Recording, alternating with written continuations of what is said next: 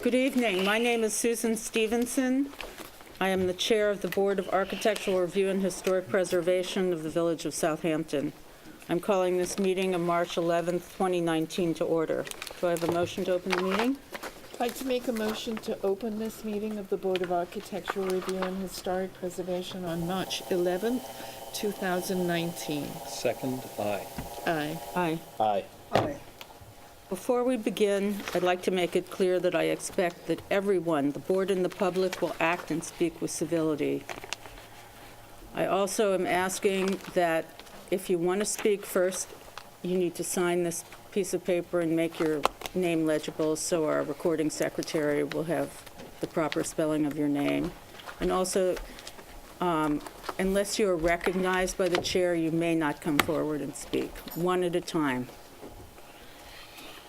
I'd like to introduce the board. Rob Coburn to my left and Christina Redding. To my right, Curtis Highsmith and Jeff Broadleib. Our counsel, Bo Robinson. Antoinette Edwards, our recording secretary. And Charlie Styler, our videographer.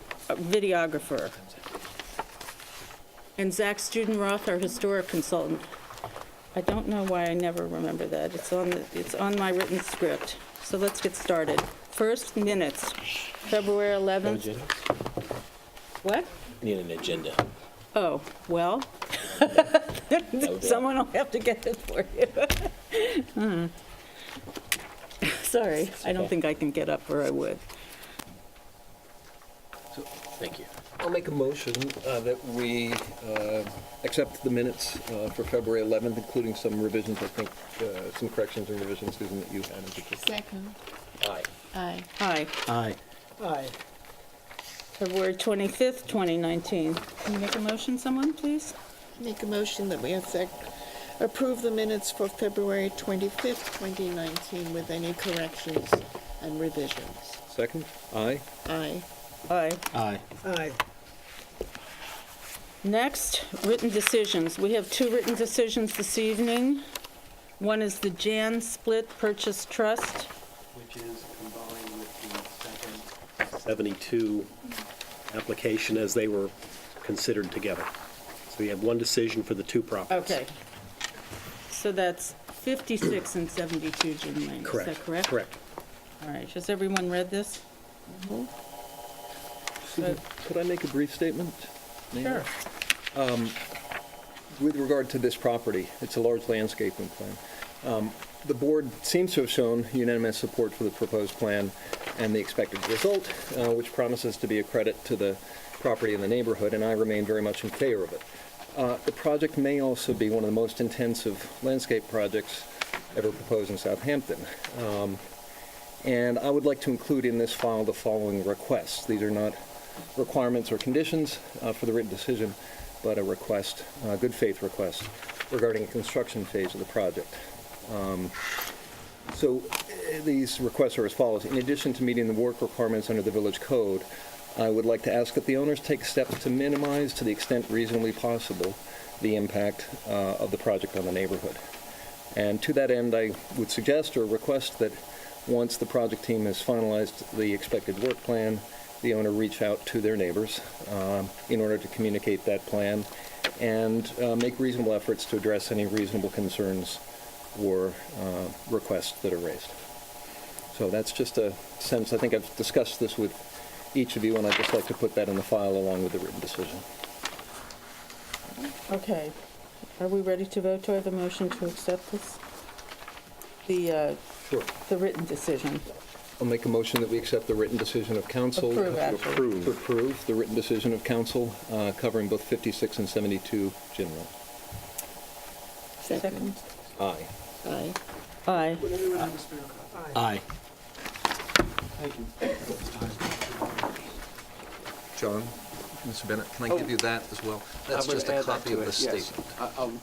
It all sounds like a good idea. Thank you.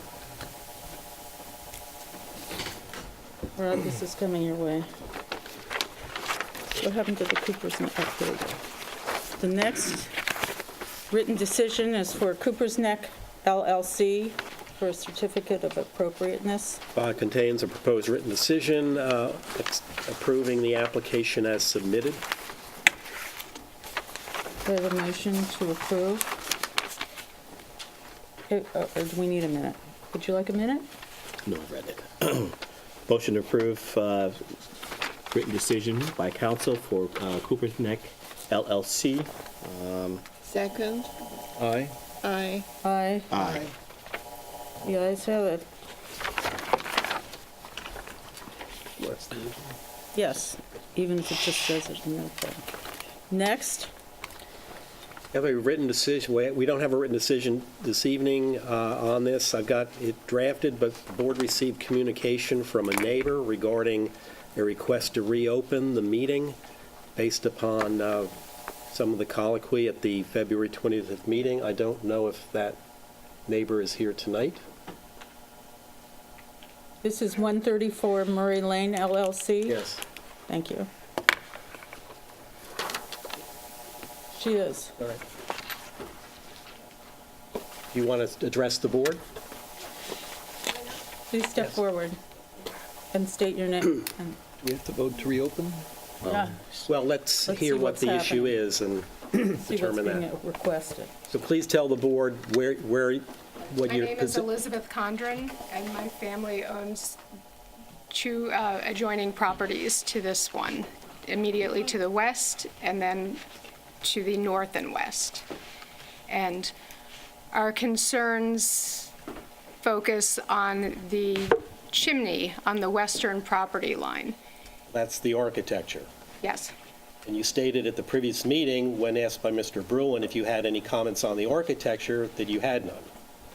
I You wrote a letter saying I you don't had... remember that question. I do remember the board asking me what my thoughts were, Well, and if you I wish said the to- height and the Yes, mass. yes, if you wish to consult the Hey, tape, you may, but you wrote a letter to the board also, did you not? Yes, I did. And you said you had two concerns, one was architecture and one was landscaping. Correct. And I believe the board would entertain or consider the request for landscaping, but as the architecture, I believe that you have to stand on the record that was established at the previous meeting in which you had no objection to the architecture. That's disappointing, but if that's how this works, then Well, I it's accept not that. how it works, it's a rendition of what Okay. happened. I don't remember that question. Well, I looked at the Okay. tape, I wasn't here, but I can tell you that's my interpretation. Clearly, you were asked, you raised an issue regarding the lot coverage. That was addressed by the applicant's representatives. Then Mr. Bruin asked you if you had, then you were proceeding to take your seat when Mr. Bruin said, well, do you have any comments on the architecture? You raised a question about the ceiling height, and then the location of the septic system, and then you took your chair. So it seems to me that the record has been opened and closed on the issue of architecture. The issue of landscaping you didn't address, and I think the board is willing to consider what your thoughts are with regard to the landscaping issue you got to determine whether or not the board should then reopen the hearing or consult the applicant whose representative is here tonight and find out what the applicant's position on reopening it. The board, I'm happy to wishes to discuss consider- landscaping. yeah, all right, please go ahead. And they're not necessarily mutually exclusive in my mind. Well, that may be true, but The height of that chimney, Are we opening this meeting? we're trying to determine, John, whether or not there is reason to open or what the issue is. That sounds like she's about to give I us understand. in my letter, I do believe that in this part of the historic district, it's unusual in that the oceanfront lots do not continue all the way to the next street. And in light of the, constantly changing flood zone requirements, the oceanfront homes are being allowed to go higher and higher. Well, that's all issues of architecture. Right. Would you like to But address the so issue of landscaping? I'm talking about if you are on the next lot, the non-oceanfront lot, Is your westerly lot a non-ocean front lot? no, but the other one is. Well, let's talk about the westerly lot first. Okay. What issue do you have with the landscaping regarding the ocean front lot? I would love to see something to try to block the height of the chimney. And I don't understand, and the width of it. It's going to be a tower. Is it just the chimney? Well, I mean, without the pyramid rule exception for chimneys, the height of the roof wouldn't comply with the pyramid rule either. But Do you have a letter? Do you Mostly have any from- evidence that it doesn't? I looked at the plans submitted as part of the application. Well, what part of the plans are you saying that it doesn't comply? I understand there's an exception for chimneys. So Well, no, we're not talking about the chimney, we're talking about the height of the building now. You said that it doesn't comply with the pyramid law. they reference a rule that says for intersecting. Am I pull it out? Do we have the file? Because I can't do this if I So I'm not even sure if I have it. can get it all. I don't have it right with me, but Mr. Bennett, please step forward. We just let him say something since he's the attorney for the applicant. This seems confusing. Thank you. I'll try. Without, if you're going to open it, I'm going to, let me say something that hopefully can do two things, which is keep the meeting closed, but at the same time address Ms.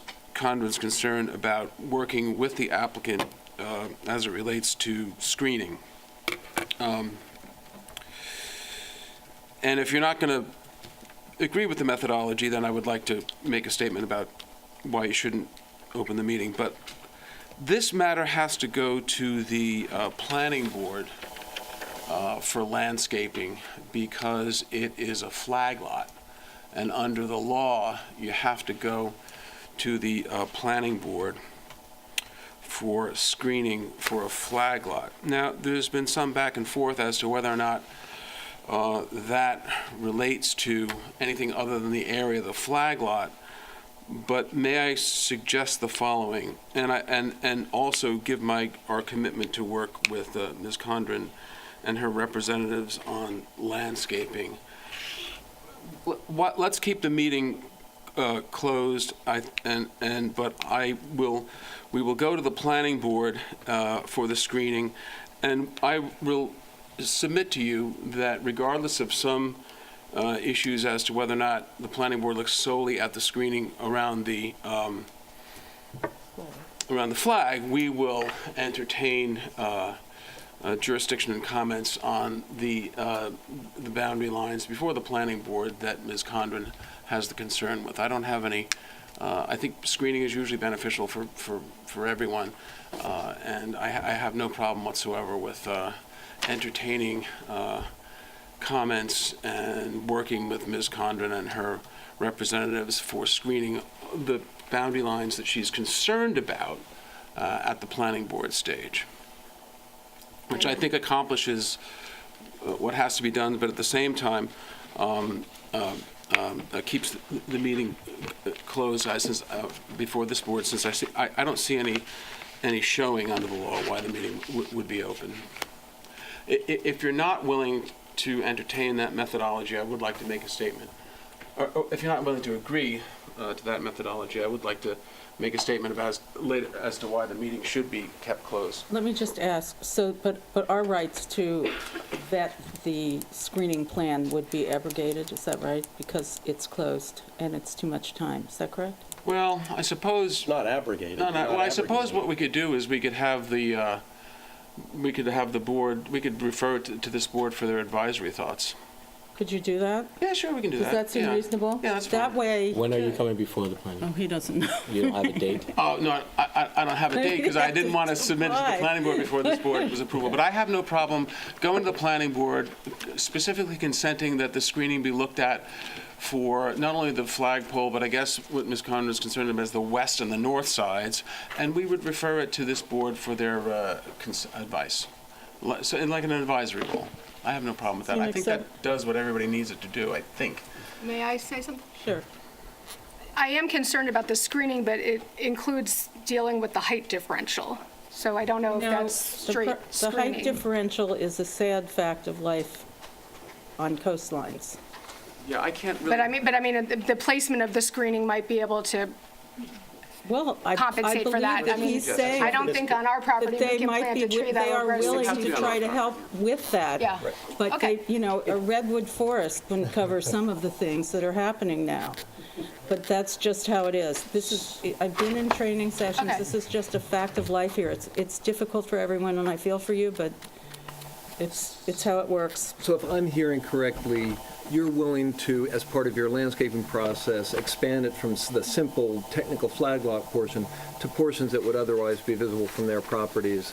And this is talking about landscaping on your property to help mitigate or eliminate any concerns that the Conards may have. In our application before the planning board, and I represent that to all of you, knowing that you would rely upon that if you were to be so kind as to do what I think you have to do, humbly, which is keep the meeting closed. But I think that gets us to where you want to be.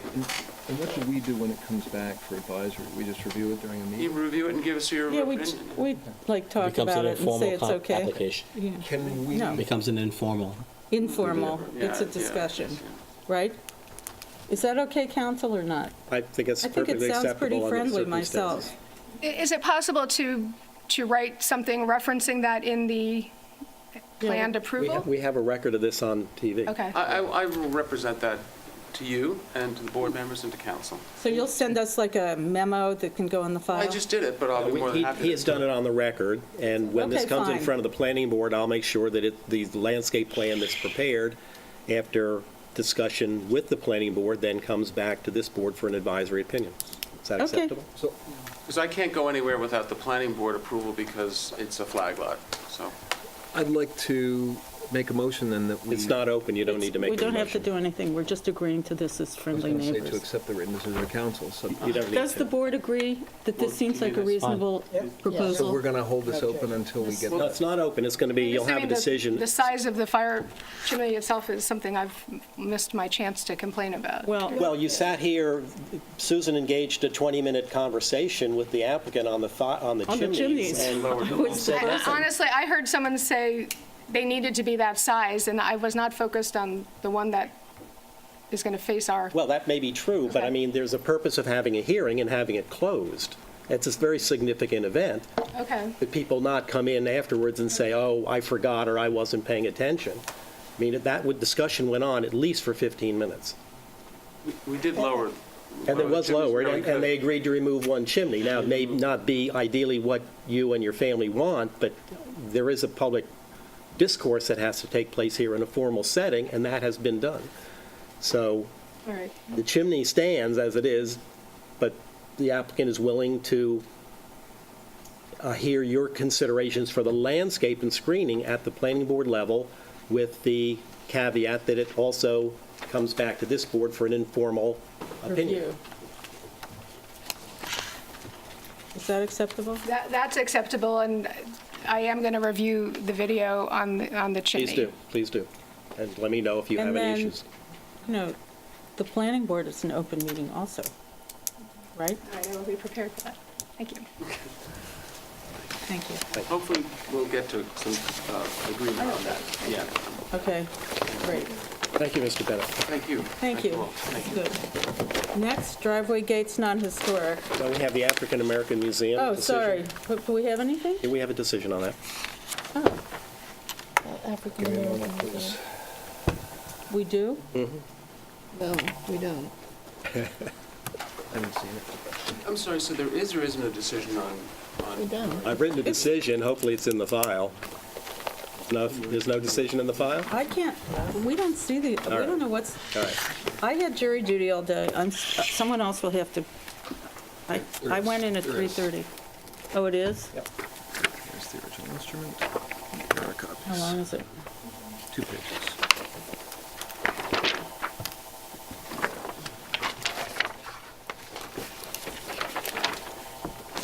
You have to bear with us for a minute. I'm so sorry. Yeah, that was submitted on Friday noon. Well, unless somebody shows us where it is. Yeah, I know. It's not I know. all that Yep. helpful to us. Yep.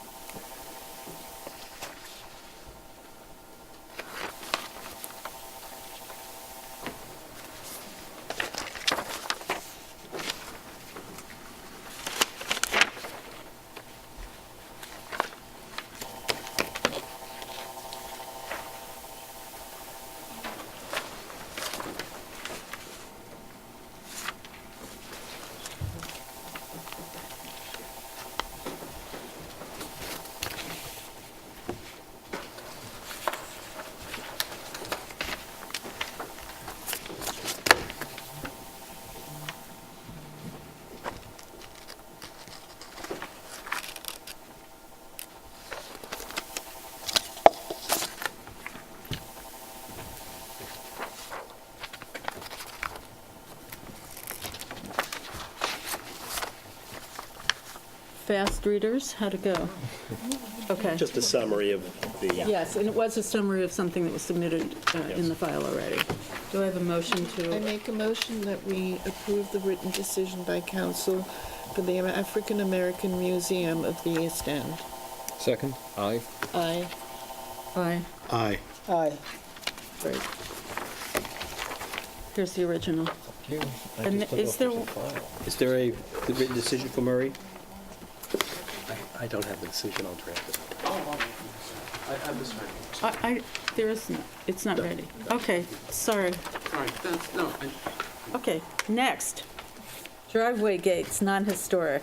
Michael Aziz, 157 White Street. Step forward and state your name, please. Hello, I'm Dolly Schuttinger. I'm speaking for Michael Aziz regarding his proposed driveway gates. Do you have affidavits of mailing? Posting and mailing? No, I was not aware to bring that.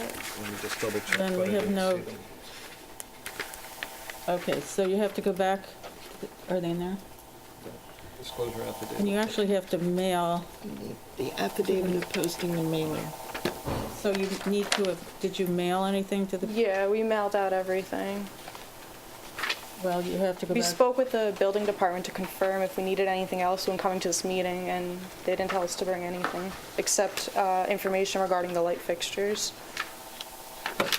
No, right? Well, that's unfortunate because you need to have two affidavits, one of Okay. posting and one of mailing. So we could adjourn till the next meeting. Okay. I'm sorry. That's So okay. I really, I truly am. Do you sorry. have the cards, the return cards? You don't have any? All right, I so, apologize. Know if I wish I anybody- would have known. You know if anybody sent a letter to the neighbors that this was? I was going- actually the one that did the mailings for everybody, yes. Okay, and the property was posted. Yeah, Yeah, but unless we have those affidavits, the board has no jurisdiction to hear the case. okay. So I just need those two Now, things you need then? to check with the building department to see how they want to handle for the next time, because you may have to remail it and repost Yeah, it. because we double checked with them before coming here. That's why I'm surprised we weren't told about that. all right, so are you asking us to adjourn? No, you have no jurisdiction. Oh, we can't do anything. Okay. So Check- sorry. check with the building See you next department. time. What can I tell you? Catch 22. That is catch 22, isn't We it? don't Yeah. adjourn it. Okay, next. No driveway gates historic, which is great. Next, public hearings, non-historic. Philip Pirro, 339 Captain's Neck Lane, construct a pool house. Step forward and state your name, please. Yes, I'm Philip Pirro, the homeowner, and I Okay. do have the affidavits. Very well done, Mr. Pirro, Dr. Pirro, is it? And, yes, and stuff should face us. Thank you. I've looked at this. Do you want to see it again? Goes in. Here.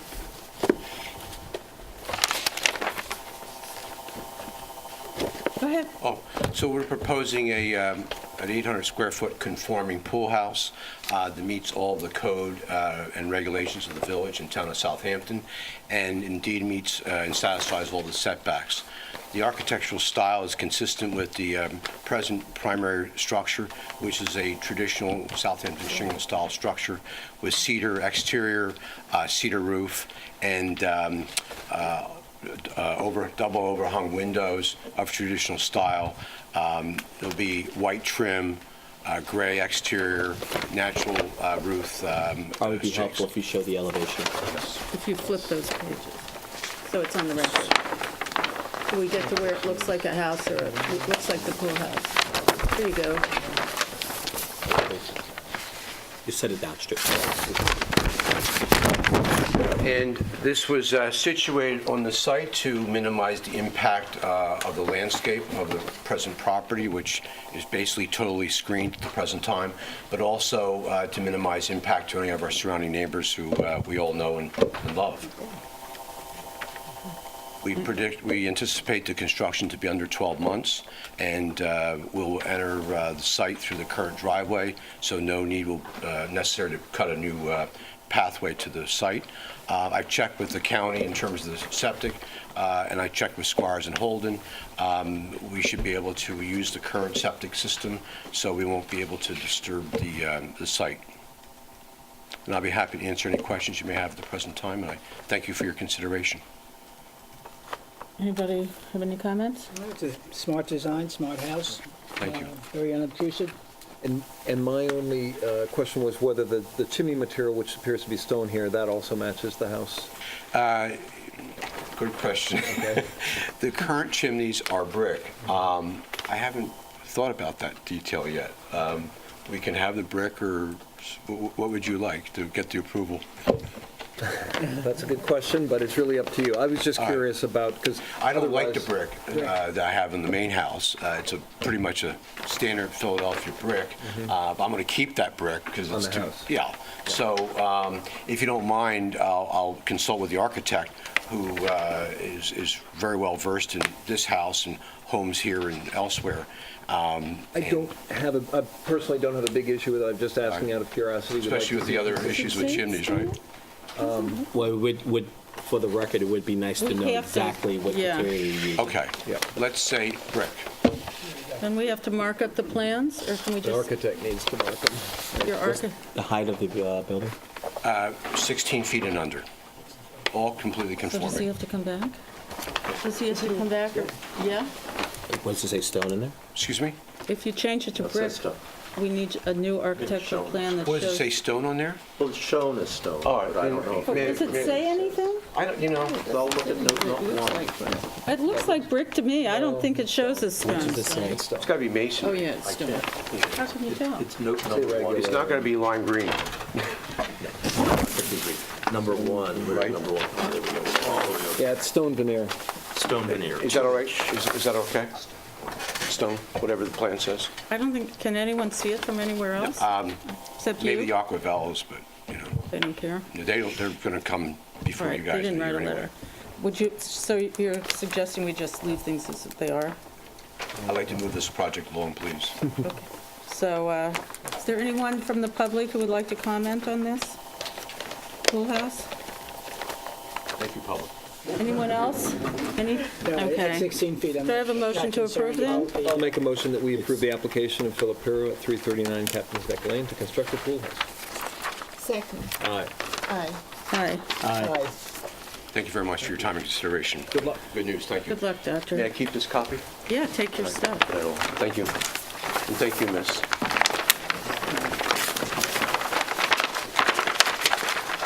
Have a nice spring. Okay. Next, Mark McIntyre and Stuart Sklar, 57 Potato Field Lane, construct two-story single-family dwelling with attached garage and accessory to pool house.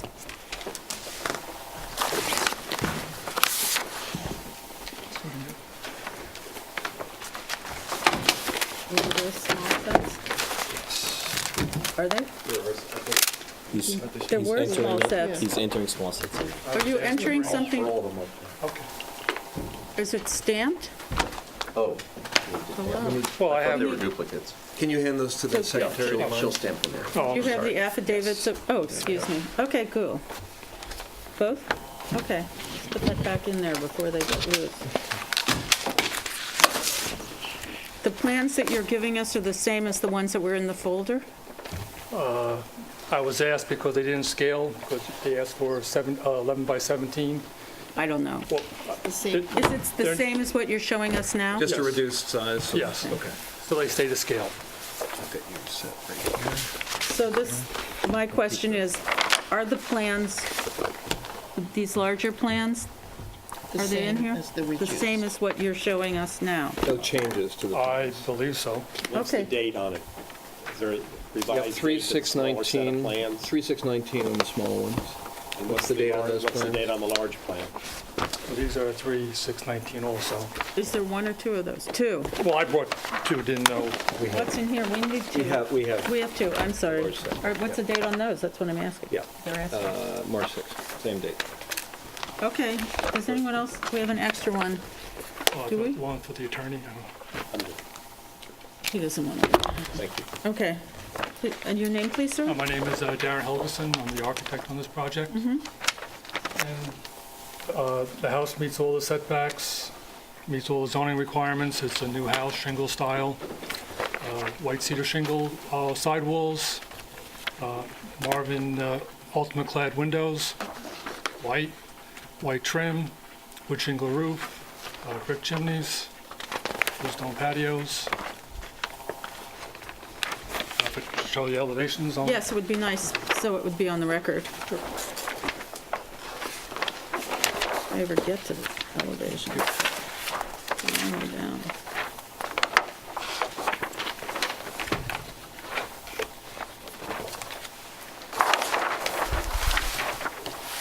So this is the front elevation of the house. So, wood shingles, lead coated copper roof on the shed roof, all white cedar on the side walls. And this is the rear of the house. The house is kind of on a corner lot. Kind of the same treatment with lead coated copper roof here, wood shingle roof, white cedar shingles, and all our trim's going to be painted white. And then the garage is on the side, so it's a two-car garage. Has like a exterior stairwell for egress. Does the garage, face the street? No, it faces west. Okay. I can't find it. Well, it's on the site plan. See this front page. I'm looking for the elevation. No, A8. There we go, the one I didn't look at.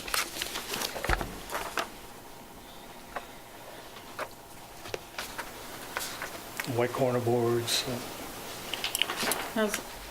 So this deck, west elevation, does it actually function as a deck?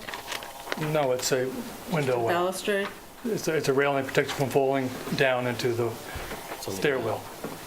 Oh, that's It's on right. the first floor. Oh, but is there a deck on this one, or is there a deck on another one? Down? If you go to no decks, Okay, good, that's all I need to know, so there is a deck. there's a patio. And then if you're ready to go to the pool house, I can tell you what page to go to on that. What page is that? It's way in the back. Oh, there are a lot of pages.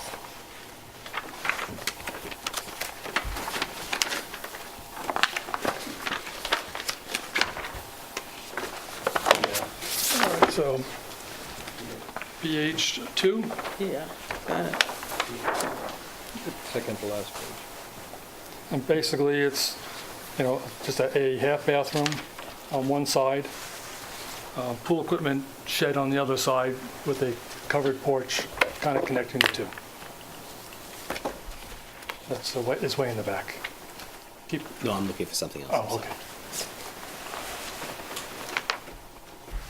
And the same thing, white windows, wood shingles, white cedar shingle sidewalls, white trim, white columns, all on the bluestone patio.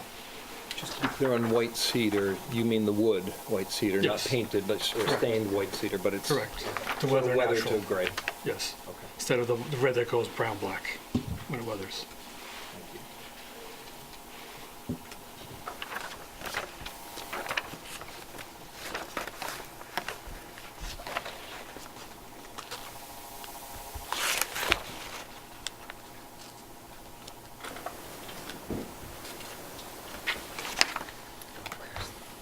Is the driveway going into the garage? Yeah. Comes in here, garage is there.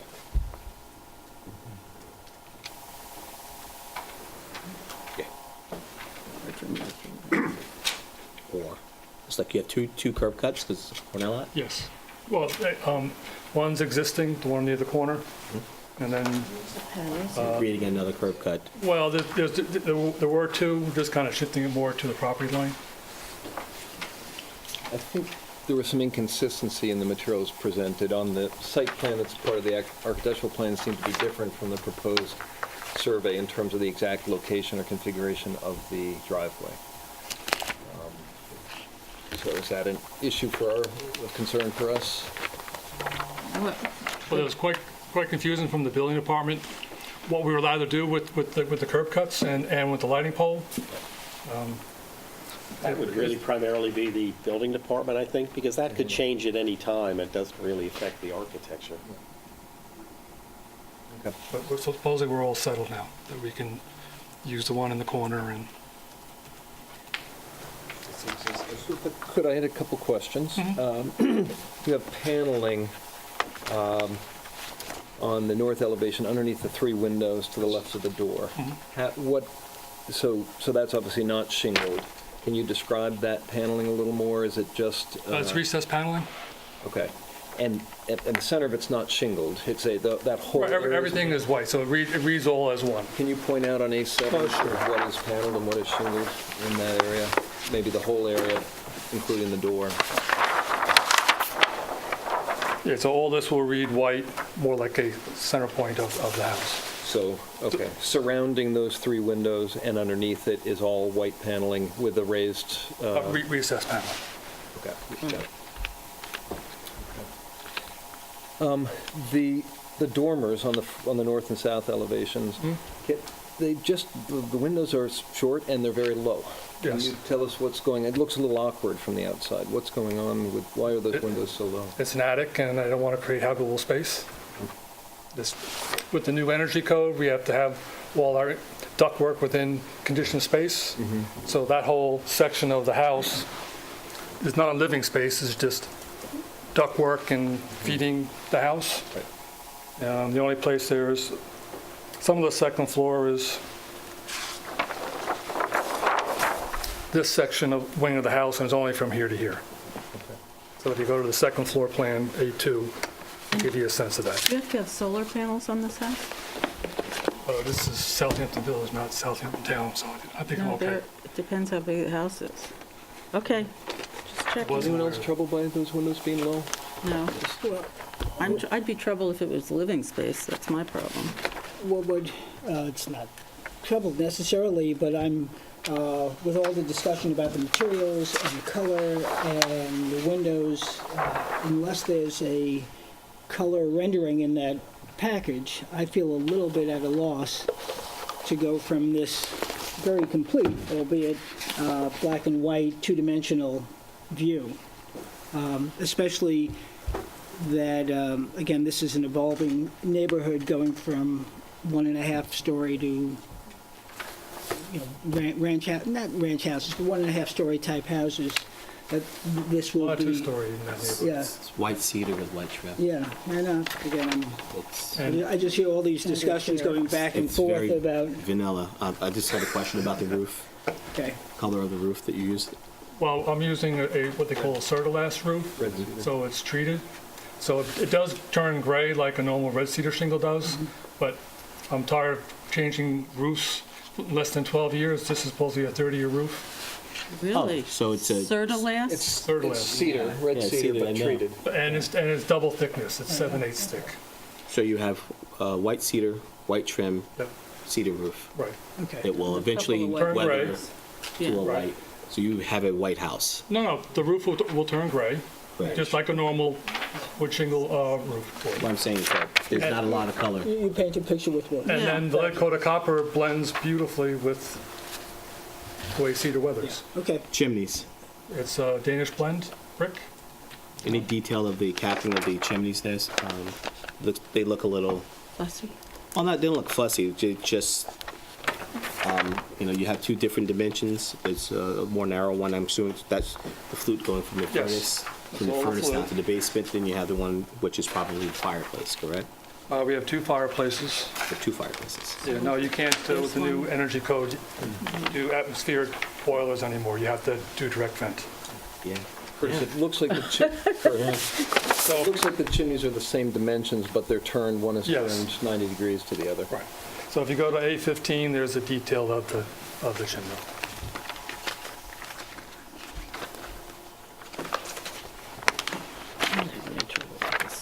Oh, It's very subtle. On the western roof, is there any possibility of combining all of those vent penetrations, or is that code? Well, there's that many appliances. We got, And they can't be combined by code? It's a new day. Wow, it's a new even day. though the garage doors are out of sight from any right-of-way purview, are you going with a shingle or a white door? white door. White door, and the glazings on the lights. It's 404. I'm sorry, 404, and then you have the panelizations in the door. And are Yes. they recessed? Panels, yes. And will there be any lanterns on the outside of the I believe I am showing, page? Lights. Do you have Here. samples of the lanterns? do I have samples? No. What page is that? A8 again? Where's the lanterns? Around the garage door. But generally, But I don't see what they... it would either be copper or, oil rub bronze of some sort. I don't really have any objections. It looks pretty harmless to me. And fairly From the handsome. homes that have been proposed in this community, Yeah, this is mine. toned down.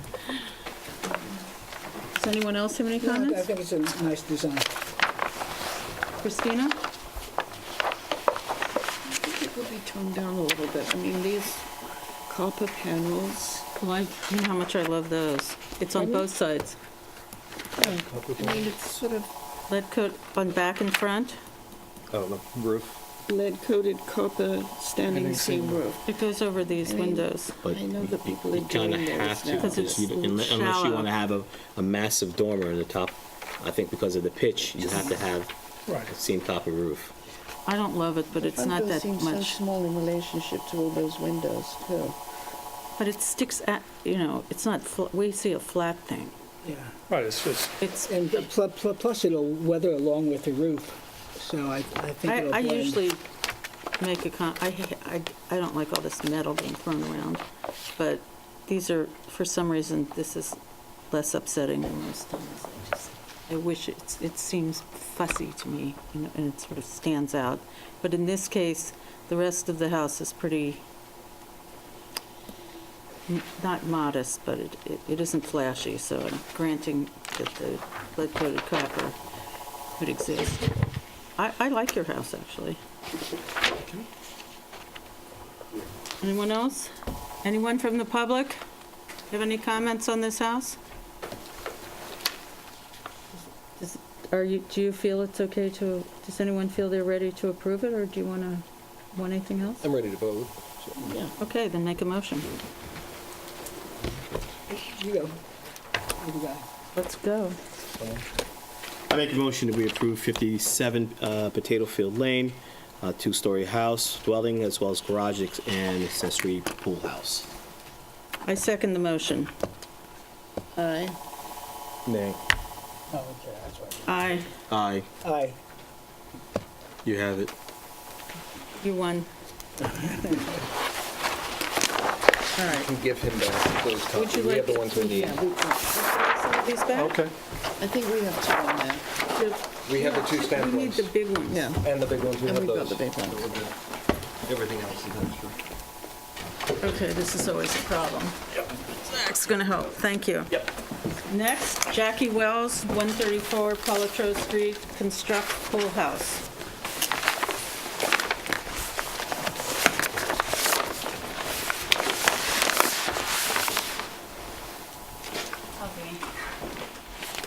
Are you Jackie Wells? No, I'm representing her. And your name is? Marjorie Riley. Thank you. And Zach is the architect. He wasn't able to be here, so I'm just stepping in.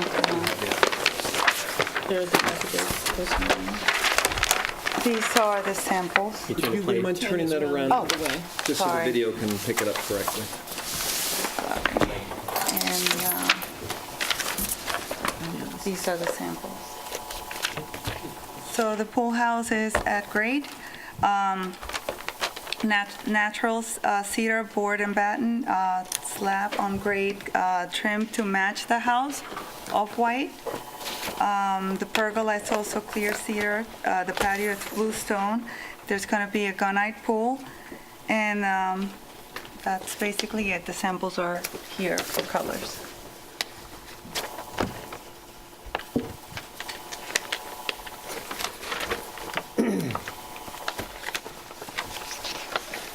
How far back is the pool house from the road?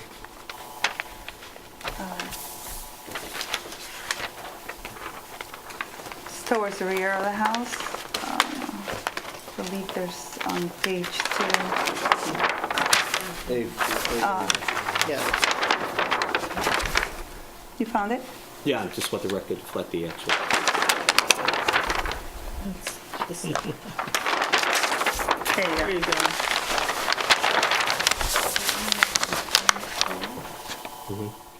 It's A004.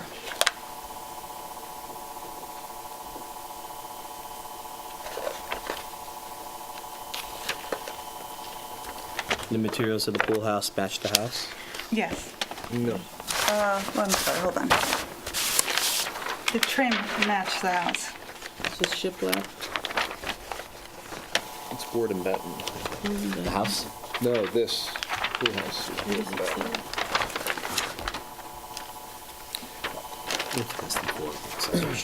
The materials are a little confusing here, because A002 says that the roof is going to be shake, and A301 says that it's asphalt. A301 says that the siding's board and batten, but A001 says the siding is shingles for this structure. So it would help to have a clarification as to what the materials are. Well, I'm sorry, because I'm not the architect, but these are the final drawings as far as the final trimming. Okay. So it would be, I don't know if you could see me, this right here would be, Just lay it down would be easier. oh, if you okay, don't mind. sorry. Thanks. Yep. That would be, The siding, right, board and What's batten. that called? What did they say it's called there?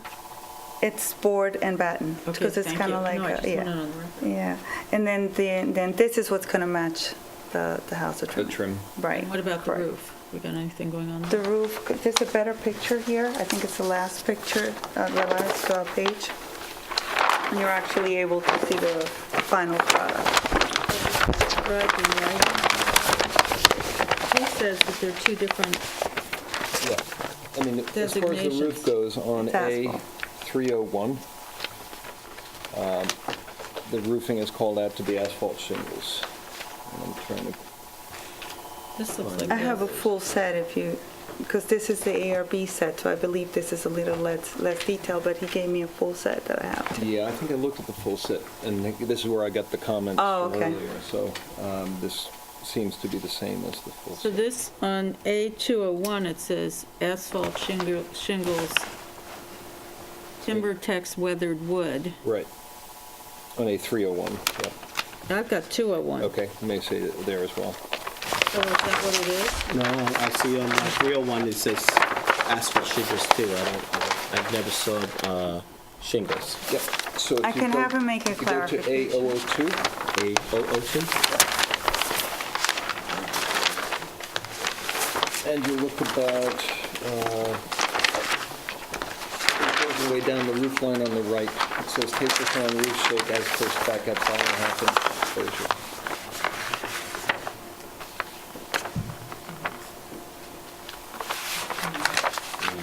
You're representing that they're asphalt roof? I'm not 100% as far as, I know that the plans were changed for a little bit. I'm not the architect, so I don't know exactly as far as like, what they decided at the end. I know they were revised a couple of times. Whatever your preference is, I could definitely, he'll be back by the end of the week. So you want to But I can reach him out. I would rather get it approved with conditional if you guys, want a certain, Well, we do need to know.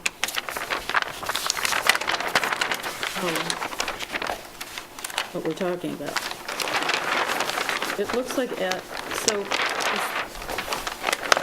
is yours, is this the actual, those are the last revised plans. and these are the building plans, right? Correct. Let's just make sure. It's asphalt, but I don't know On why those? I don't know why they would say cedar shake. It would make sense, especially considering there's a house. A house Yes. doesn't have it, so why would the I don't pool think house so. I have it? think it is going to be asphalt. I mean, don't see how he's going to make it cedar shade. So do you want to make representation today that it's asphalt roof? If it changes, if there's a difference, or You have to if come there's, back. you Absolutely. just have to come back and give modification. Okay, that would be perfect. Because that's what he's saying on some of the pages, and then he changes on another one. So I'm assuming he probably forgot to change one of the pages. Rob, is that sufficient? Sure. I have other issues with this. I know it's not terribly visible, but it's not invisible either. We're going to take down a tree that's in the yard to make room for the pool, and there's a pretty good viewscape to the right of the house, to the west of it. And I'm just not crazy about the design. It's a lot jammed in there. I think visually it's very crowded. I think the board and batten doesn't show up on that property or in the neighborhood. Shingles do. So we can make the roof conditional, but I'm inclined to not support this because I don't feel that it's currently appropriate. I don't think the windows are appropriate. They don't really match the windows on the house. But I think there's a lot, to me, there's a lot of issues on this application, even as small as it is. Yes, I mean, it's not, it No. appears larger than it is. And the materials just don't seem compatible to anything else that's going on that property. And what are these row of windows? Well, that's what he Is that was, storage up there? yes, it's just storage.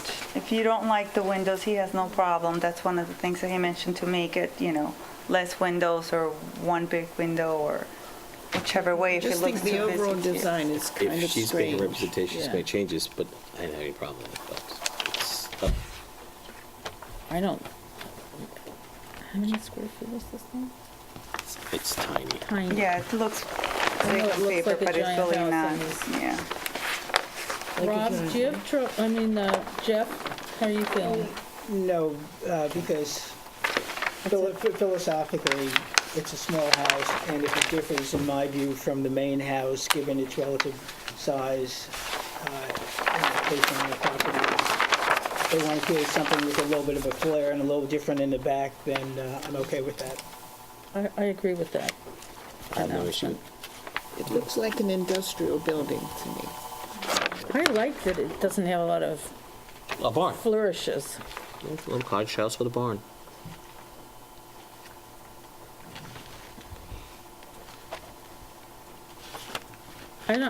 I don't dislike it, and I'm not interested in redesigning it since it's how many square feet is it? That's what I'd love to know. 520. That includes the little bathroom. The pergola is bigger than the house. Yeah, Yes. that's okay. Do you have it's sunny. I mean, I don't mind the pergola. So where are we here? I'm okay with it. I'm okay with it as it is. Yeah. Well, subject to the material clarification. Well, how are we're going to have to go with 83 too. the asphalt, as far as I can tell. That's what she's making. Okay, somebody make a motion, let's see how it goes. Let's see if there's any public comments. Oh, yes, thank you. Is there any public comment? None? All right. Have a motion? Well, Jackie? I move that we approve the application of Jackie Wells at 134 Pelico Street for the construction of a pool house as submitted With asphalt. with asphalt roof. Second that. Vote? Nay. Nay. Aye. Aye. Aye. That may be a record. Thank Do you. you want these? Right. So three. Would you like some of these? Because we don't really have any use for them. Sure. We have two? You do have the two extensions. Here you go. Poor Zach. No, yes, Okay. Thank you. Thank you. Next, Herman Lamison, 153 David White's Lane. Construct addition and exterior alterations. Hi, DeVito for Herman Lamson. Good evening, everybody.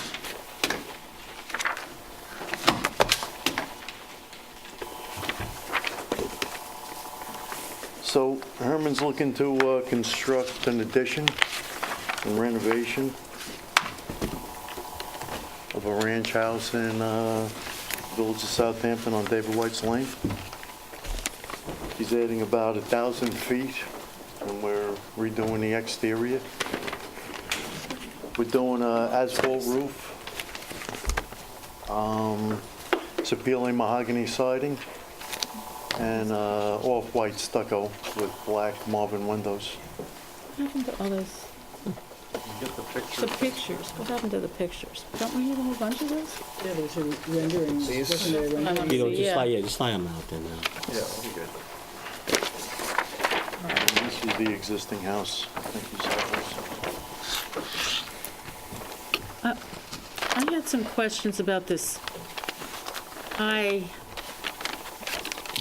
addition, the height of this. It's 18 foot high. It's a clear story, Where's the putting original? light into the bedroom on the back side of the house, so it's no attic space, it's no living space. It's a vaulted ceiling with windows in it to catch the west sun. Okay. There's no loft area, there's nothing there, it's just a high ceiling. The max height of the house is 18 foot. It's a single-story house. That might be a record. Okay, okay. Wow. I don't love how it fits with the old part, but in a certain way, it's kind of stylish. The siding looks very dark. It's actually going to turn to a light gray. You're familiar with Sapele mahogany? And this part is, She was note part. It's off-white stucco. it is. Yep. White or off-white? Off-white. I just want to discuss the stone changes for the chimney. The stone, then you have this stone looks like veneers for the corners. Correct. Why? Why on the corner? Yes. He wanted a little something to break up the corner so it just wasn't a stucco on the corner. He wanted to add some earthy feels to it, so he was looking for a more modern, with earth tones, with the cement, the wood, and the stone all blending together. Then with the black windows and the gray trim, he was looking to kind of get this to work together. And the stone is actually off-white and gray. Actually, it's going to blend pretty nice. So you're changing all of the windows for the black trim windows? Correct. All of the windows will be black trim? The even whole in the house old- is in the old changed, house. yes. So there's modifications to the old house that are happening? Correct.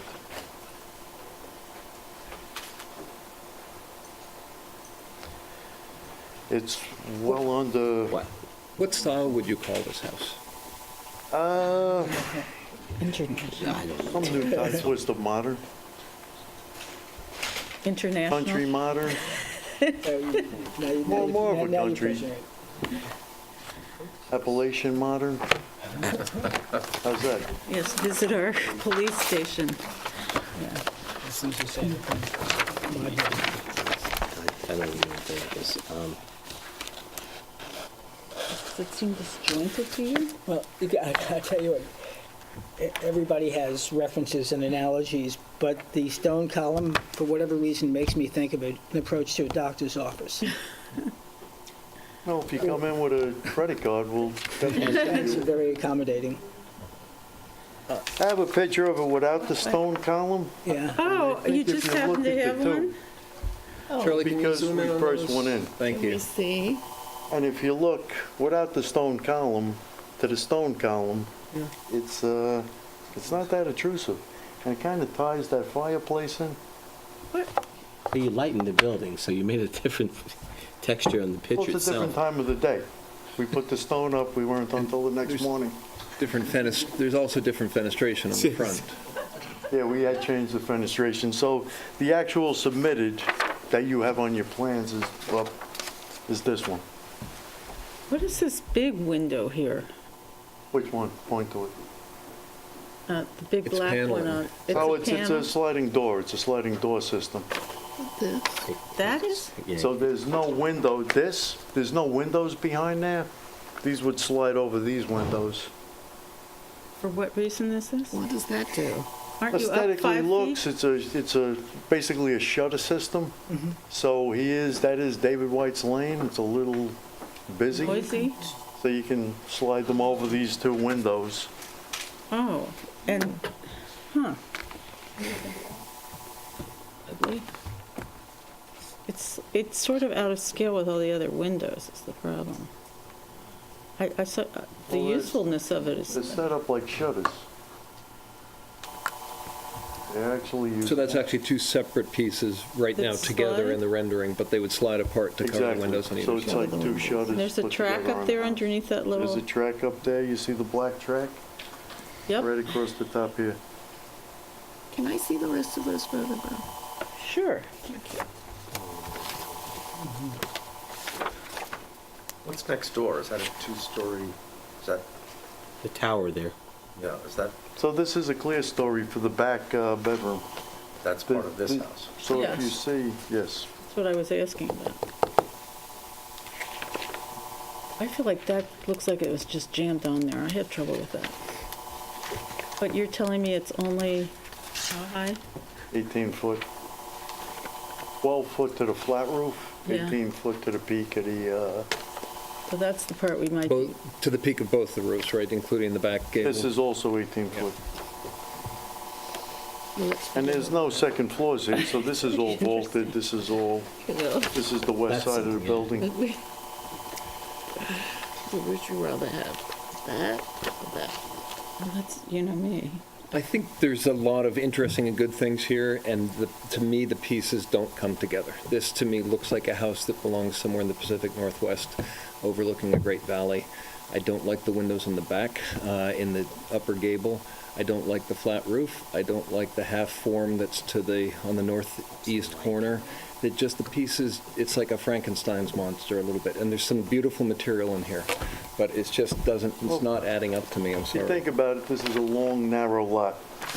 So he can't really do much to his side yards, but he can pick up the fenestration on the back of his property. And the whole thing is, it's a wide open interior floor plan. This will bring light right through the house. Oh, I get why he's you know? doing it, I just don't think it Have looks a great. survey? That's our job, is to long. see how it looks, and, you know, I get the upgrade from the ranch, this modified ranch that's there, but to me, this misses the mark, I'm sorry. It's not adding up to me. So that I understand, the proposed is the one-story, Zach, did you see it? I can, the one-story stucco structure that we see here. I think the question that I think I have personally is just the appropriateness of that one-story structure in relationship to the style, the material of the two-story. Well, it's not two-story, it's 18. Well, One and a not half. even a story and a half. story. It just, It's a story with a gable. And then what you have here is these renderings that I have are missing part of that. I don't know if you have a full view, but if you look at this is the actual front of the house here. It's a clipped off flat roof with the gable. So it's like an old 80s shed roof house. The hell did they call them? Well, I think it's like a sawbox. Yeah, exactly. A-frame. That didn't you help. wish. I do think that this other They're part, going to be historic. We won't be here. yeah, it's going to be historic. Would it change in the materials or I don't, anything? Or don't is- you find that, I find the forms don't seem to coexist. It's not a cohesive thing. Actually, it's a good, It's the PLA mahogany with stucco is You know, a good I- blend Beautiful with materials. that metal look. If Beautiful this- materials. If this weren't on it, it might be acceptable. Yes. But this, It's I don't know the what to con- call this, the 18-foot tower, that's not fair. But the 18-foot addition, The daughter's bedroom. the daughter's So you're bedroom, taking out the daughter's seems to have bedroom. been like just added on wait, there. let's just And make it's a predominant feature. I see what No we're one's doing. taking out anything. We're talking about design. There's a way to So- design it to make it more appropriate. That shed roof, that clear story, We can't do it, is a very common architectural, and it adds sun from the south into that bedroom. It's just the way it's all put together is, I believe, discordant and not, I think there's a better way yeah. to do it. I think you need to want to be rethink this. helpful, and I'd be like, I like the difference. I like the contrast between the mahogany and the stucco. I like the black trim. I think it's strong, and it's kind of handsome having that contrast. Challenge I have is the appropriateness of the design of that second story. And I think there's no more appropriate way to do it. I couldn't tell you how, but I just think that there's a more appropriate way to do it to tie in the two. You're trying to show the contrast between the two buildings, which is okay if it's done in a more appropriate way. So if I brought that gable, that side of the gable, back down on the roof and threw three big skylights in there for the same effect, you think that would be I didn't less tell you to put intrusive? skylights anywhere, and I I'm just, saying, I'm we're just trying saying to that get light in there's a that more. side of the house. We you know? can't be the designers. And we don't want to do a two-story flat roof. We don't want to do 18-foot flat there. We're trying to throw some dimension on here, and, you know, look, it's a small extension. To come up with Elevations. renderings like this, you know, this is not a big money job with, Yeah, well. I mean, these renderings actually look better on here. Because you don't have all of that color variation. There's just, it doesn't work for me. It needs to be reconfigured, I would say. Doesn't make it. I would just also throw in, I get that it is on a busy street, and the shutters and the desire to build a bit of a barrier or have the option for a barrier between the street, I get. But that also has the effect of pushing the front door to a place where visually it's not really accessible, and when you do finally get to it, it looks a little commercial. I think someone mentioned it, doctor's office, but It's not a front door, actually, and if I came here with a standard shingle house that everybody's doing the same thing, just with a different address, and I put black shutters on it to close over, everybody would be like, oh, well, that's what we're looking for. I just want to let you know that your color renderings ruined it for me, for my view. Exactly, right? The black and white, not that it's, I still have concern with the appropriateness, but I think I don't know, did you see the elevations? I did. Yep. Okay. So then is it a matter of materials more than it is design? No, it's the color and the renderings. No, It's done on a what is $15 this? copy machine. That's the I know. bedroom for the. I know Come that. by, let me build it, come by, and you're gonna be like, that's what he was saying. Right, I'll come by. I like this. Oh, you This is- do? Yeah, absolutely. Okay. It's just that little, Tell him, Curtis. sorry? Tell him, come on. Come on board. It I'll just- stand by the To me, it flag, looks we'll do like the Pledge of two Allegiance. houses put together and then a little part of another one added on there on the side. It just, Well, it this is a doesn't house work. built since the 60s and added onto. Yeah, well, you have, I think it should be rethought. From my perspective, I can't say yes to it the way it is now. How's I that? mean, to some extent, my notes when I looked at the file, I said, it's listed as an addition or But it's an a alteration, redo. but it's almost a rebuild It's a of a house. I mean, Yeah.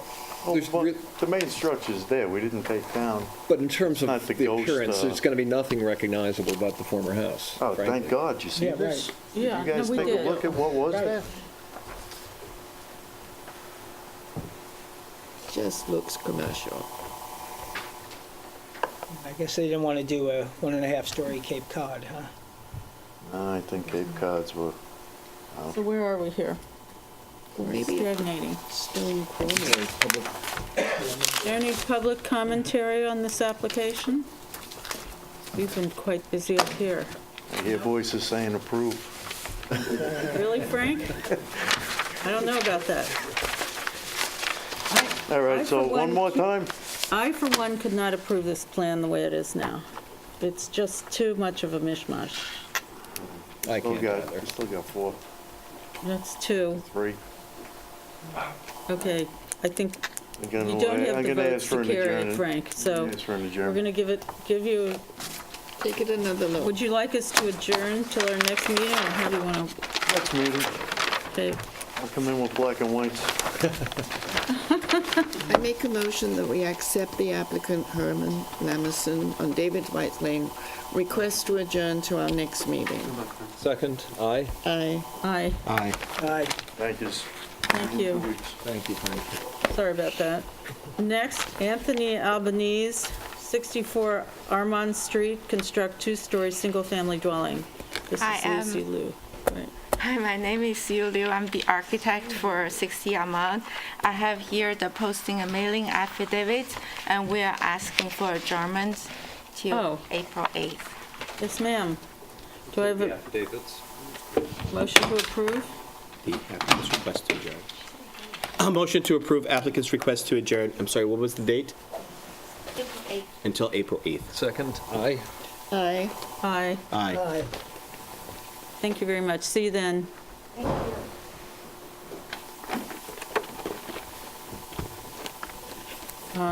Public hearings, historic. The first, Carol Welsh, was adjourned till 3/25/2019.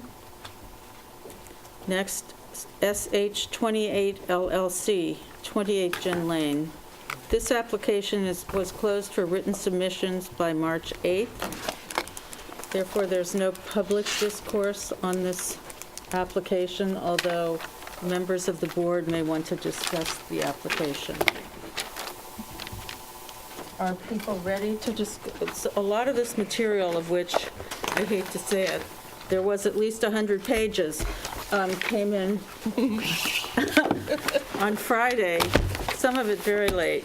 So I hope that everyone had a chance to read it. Did they? I did. Okay. Are you ready to discuss it? Okay. Who wants to go? I have a few comments, actually. I would like to affirm that we're rehearing this application because we are now allowed to discuss the notion of size, mass. And therefore, there is a new way of looking at it from the previous hearing. From our code 65-5, it says, "New construction shall be compatible with the character of nearby properties in the historic district." It is also my belief that the Architectural Review Board is tasked with preserving the historic heritage of buildings in this village. And therefore, because the proposed building is in what I consider an acutely sensitive historic area because of its proximity to Fairleigh,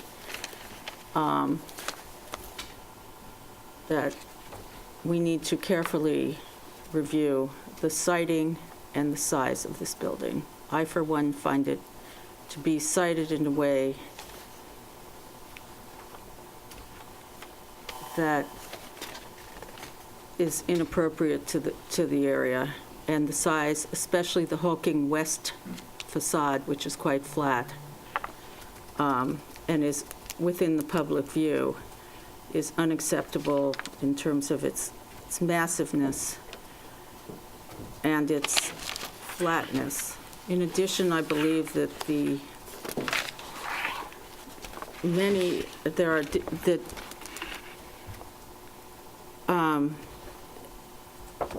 British architecture was cited by Lutyens, Folly Farm, the Salvation, as part of what was used in terms of inspiration for this architectural design. And I believe that British architecture belongs in Britain, that we're in the United States, and we're in this area, a sensitive area that was shingle style mostly, and in particular, the area around this particular property was the earliest in terms of Fairleigh, Mocamonto, Meadow Beach. If you look around, that's what you see. And those houses seem to me to be very different in style and feel and in terms of their mass than the proposed house. The south facade, beach facing, also seems to be completely at odds with the rest of the proposed architecture, so that I feel it's even more of a complex and kind of a mishmash of architectural styles. I know that Vincent Scully was mentioned, but I don't think he would have approved of so many different architectural styles conjoined in this application. I might have, forgive me, I was on jury duty today, so I didn't. I also like to point out that this is a piece of land. We're not looking at additions to an historic building. The applicant could build or propose any variety of architectural styles and buildings. And therefore, I think there's a greater emphasis on the fact that there's more room for something that would be compatible. I also would like to point out that I believe the new building on this particular property that was divided up, the Ayers House, is quite smart in its siting. It doesn't look as massive as it is because the side facing Gin Lane, and it goes around a curve, manages to sort of bluff the viewer so that you don't see such a big house. I'm actually very impressed by this. You also don't see the outbuildings very much.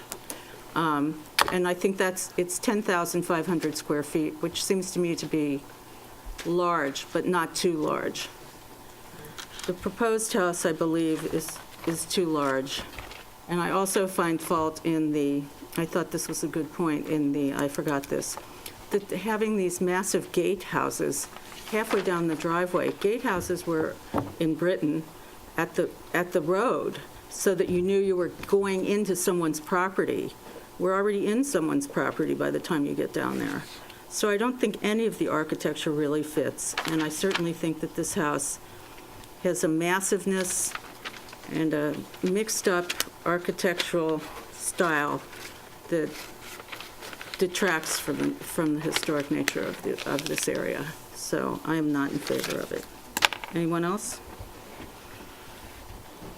Curtis? Nothing? Nothing to add. Okay. Wow, tongue-tied. I had to jump out there into the pool. Yep. It was hard.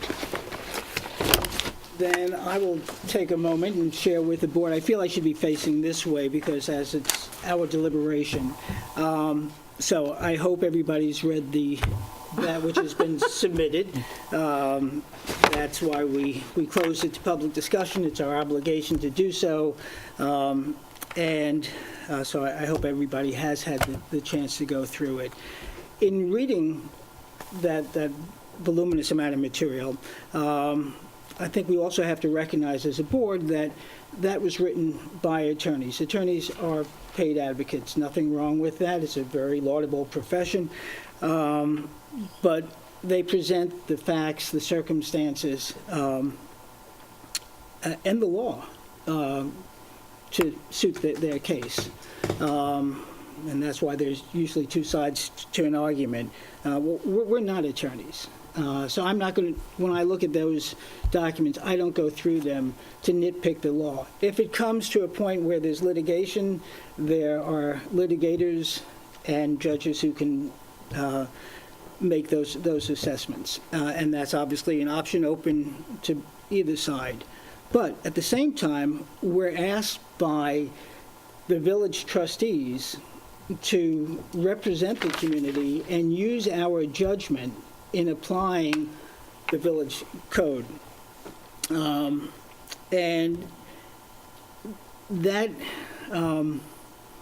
that obligation is a community obligation. And the code does speak about, it authorizes us to represent the community in determining the compatibility of projects. And I was struck by those two words, community and compatibility, and not to have a lesson on etymology, but they have a common basis. Community from communis, which is Latin for common, and compatibility, compate, or for compassion, harmony. And those two elements are things that I think are important to both applicant and the board, that an applicant should come to us with both a sense of community, that of the common, and compassion, that of their neighbors and the community. And I think in that regard, it's our obligation to do what's in the best interest of the village, not necessarily settle for something, well, gee, that's the best we can do on that lot because it's configuration of a certain way or another. But that which is really in the best interest and of the good for the community, and just not to sink to the lowest common denominator. As you said, Susan, the code obligates us to do that and to approve projects to enhance the village and deny those that we don't think does. It lists a set of criteria for us to do so. 65.5B3, new construction, again, we're talking new construction, shall be compatible, again, harmony, with the character of nearby properties in the historic district. Nearby properties, surely, and I know there's been debate about Fairleigh, surely Fairleigh is a nearby property. In fact, it's the most historic of historic properties in the historic district. Among the various Betts properties. It epitomizes the summer community and the history of this village. And it's not that they are outliers, they're the originals. That's an important thing. You can't preserve history by defining everything that is old and before zoning codes as outliers. They're the originals. That's what we're charged to preserve that character. In applying the principle of compatibility, in section 65C, it says, we shall consider the following: the general design and character and appropriateness. When I looked at the architecture, the courtyard design, to me, is contrary to nearby properties in the historic district. In driving around and being familiar with the properties, I don't see anything in the nearby area that is reminiscent of a courtyard concept. It tends, by its design, to be formal. I know Tim tried to do his best to tone it down, but it's still a formal, you're driving into a courtyard. It says, look at me. It's formal. I disagree with you a little bit about whether it should be only the stay in England. I think used in the right properties here, it could do well, but not on a summer resort on the beach. It's a formal design. Architecturally, it's spread out. It's an inefficient use was one of the words. It lacks verticality. It doesn't have, therefore, the charm of the houses on Fairleigh or some of the houses on Gin Lane or on the south end of Lake Agawam, or even the end of South Main Street. And because of its inefficient use, we then get to the next issue, which is scale. And scale of the proposed new construction in relation to the property itself, surrounding properties, and the neighborhood, says the code, is what we should consider. Joel Snodgrass made the distinction between proportion and scale, and a lot of the material in here has to do with proportion. It has tables, and this is a percentage of that, this is a percentage of that. Proportions are mathematical relationships. I could pick anybody here in this room. I'm of a certain size, and in relationship to John Bennett, that's a certain proportion, and A is to B is X is to Y. That's proportion. Joel, the applicant's own representative, said that scale is qualitative and perceptive. It's how we look at our property. And scale can be human scale versus architectural scale. Sometimes it has to do with how we enter a property. Sometimes it's how the human is positioned within the building itself. There's also urban scale versus suburban scale. And there was much discussion about city block sizes. And everybody's had a take at it. Earlier on in one of the meetings, early meetings, I did that, and then I went back. And so what I'd like to share with the board, and in fact, I have some copies here for you to look at, but maybe, Charlie, if you can go over my shoulder, if anybody's interested. Charlie, can you? Yeah. Oh, here you go. He's got it where you are, actually. Yeah, there you go. You're good. Oh, was it good? He's got you on the screen. Okay. Yeah, if you want. All right. So this, my fellow board members, is a property on Madison Avenue between 117th and 118th Street. It measures 230 feet long, with 15 feet of sidewalk on either end and a 200-foot building. I used a very sophisticated method to determine the size of that with a fellow worker I recruited. I used a simple 100-foot measuring tape. So that's 230 feet with 200 foot of building. If you then go to the next slide, do you have it there, Zach? If not, I'll give you one. Okay. Which is the application. That's 216 feet of facade from end to end. It is what it is. I know there's some setbacks in some areas, but from a distance, that's what the courtyard design results in. And this particular layout is a 216-foot facade. Zach, if you then go to this, as an overlay, that is to scale 216 feet over 200 feet. You're welcome to measure it off-site and do whatever else you want, but suffice it to say, that is an urban scale structure in a suburban, not even a suburban, a summer beach resort environment. So I think we have to stop looking at some of the trees and even the branches and worrying about the finite elements of architecture, to look at the forest from the trees and see that this is an urban scale property on one of the most prominent and important pieces of land in this village. I mean, it's the opposite end of that mural that we sit behind.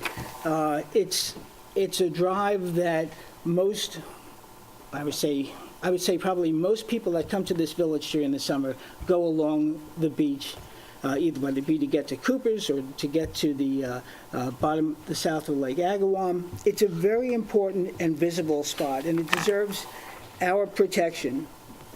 And I get back to something that when I joined the board about maybe 4 years ago, Christina, you said to me, we will be known by our mistakes, not by the things that we do well.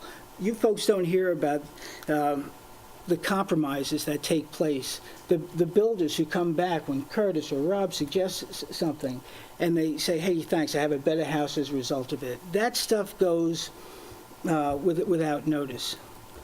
My concern is that if we approve this house, that we will regret that decision. And so I come back as to why we're here. We're here because, one, the court said we were wrong in the way we applied the law previously. Through no fault of anybody here in this room, it's just what we were doing at the time. And the court said, look at this through a new lens. You have another view of this. You have an obligation for a new hearing. The second reason, as I said before, is the community. And again, I think we have to look at projects and properties as to what's good for the community, what enhances it, what moves it forward, what protects the brand, what is something you would be happy to have on the back of that mural. So in my view, the current application, or the application that's currently submitted, doesn't enhance the property. None of us, and even those, the objections, we're not against building the property, of developing the property. We're only, or they're only asking, and I'm only asking you board members, to deny this application, allow the applicant who has a blank slate and the ability and the wherewithal to come back with a design that we can all agree on.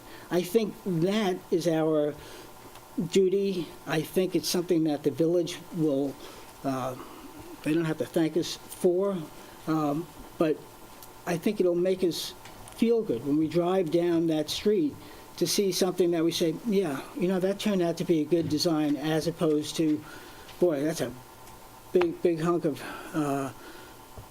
building, and I wish it could have been smaller.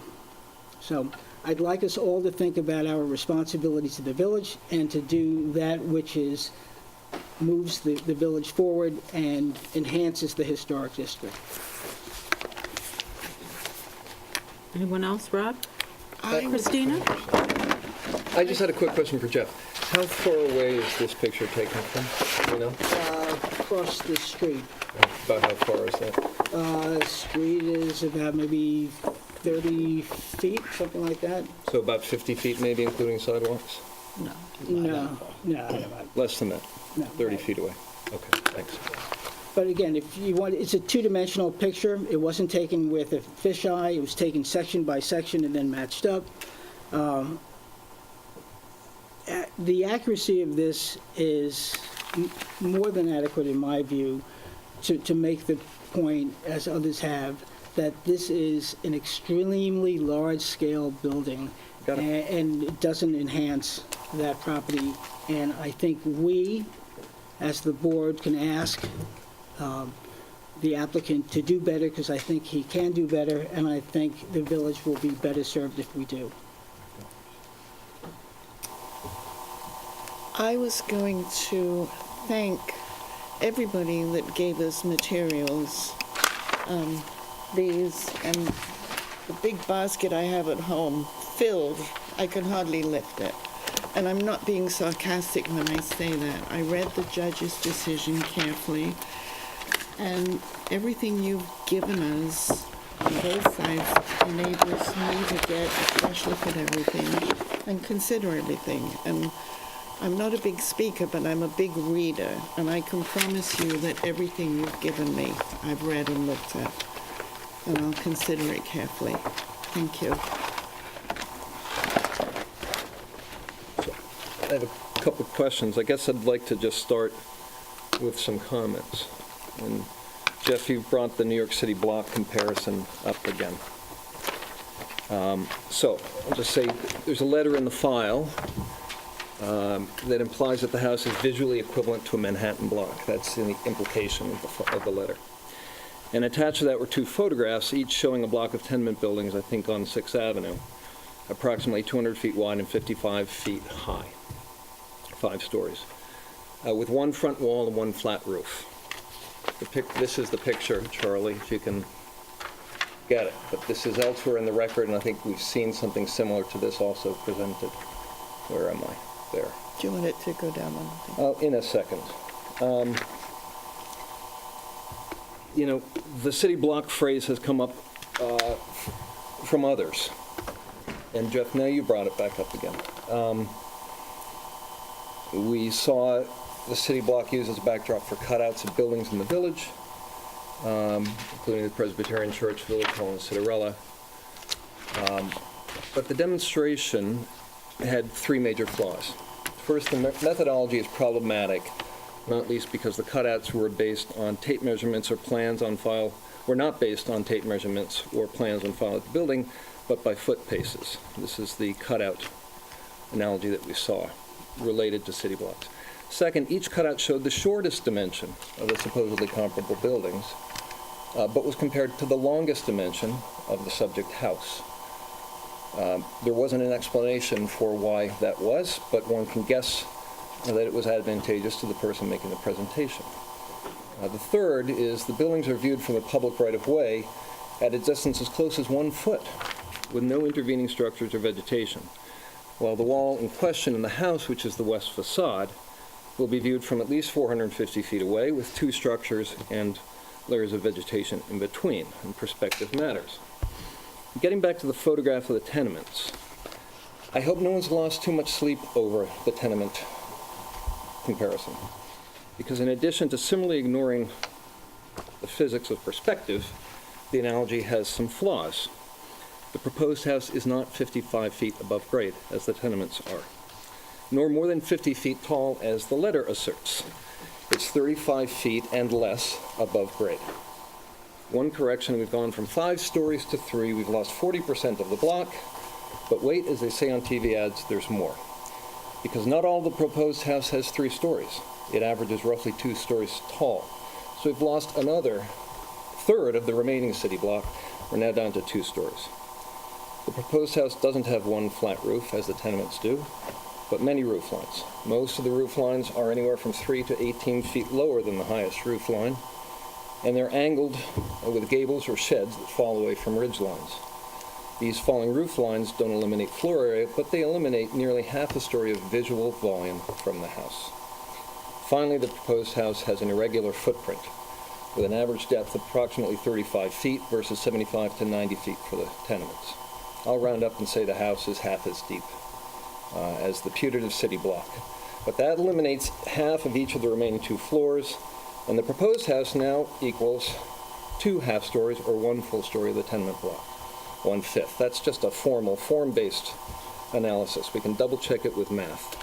A tenement block is approximately 200 feet long, about 75 feet wide. That's 15,000 feet per floor, 5 stories, 75,000 feet. The proposed house is 14,500 square feet, or 19.3% of the tenement block. Let's call it 20%. So the math confirms the formal analysis.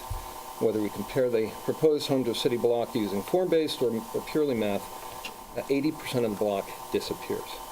But the biggest trouble I have with what, frankly, I believe as the least compelling argument in this presentation, and one that sadly was referred to as perhaps the most compelling, is this issue of perspective. So I'm going to put these down on the table. Can I ask Charlie to pick them up? Yeah. So top to bottom, Charlie, the top one is the picture that we were given with the letter that was sent to us. And the middle version is that same photograph with a scaled, very rough but scaled outline of the house, 216 feet wide, 35 feet tall, as though it were cut out and pasted to the city block and seen from a distance of about 70 feet away across 6th Avenue. And the bottom version is what that house will look like at a distance of approximately 450 feet. And if you can't see the house, you got to zoom in, because it's down there somewhere. Looks like a car, looks like a bus in the middle of the street. Where are you getting 35 feet tall? The house is 35 feet off grade. So when that house is seen from actually more than 6 times away, I've just reduced it by a factor of 6. It's going to be seen from more than 6 times away. It looks like a bus with a trailer on the lower picture. And I understand that a city block is a scary thing, but we're asked to view these properties from a public vantage. And this issue of comparing this house to a city block really angers me. I spent a lot of time on it because, like Christina, I've read all the materials. I've read all the letters. And it just is not going to be visually comparable to a city block when viewed from a public vantage. That's my first comment.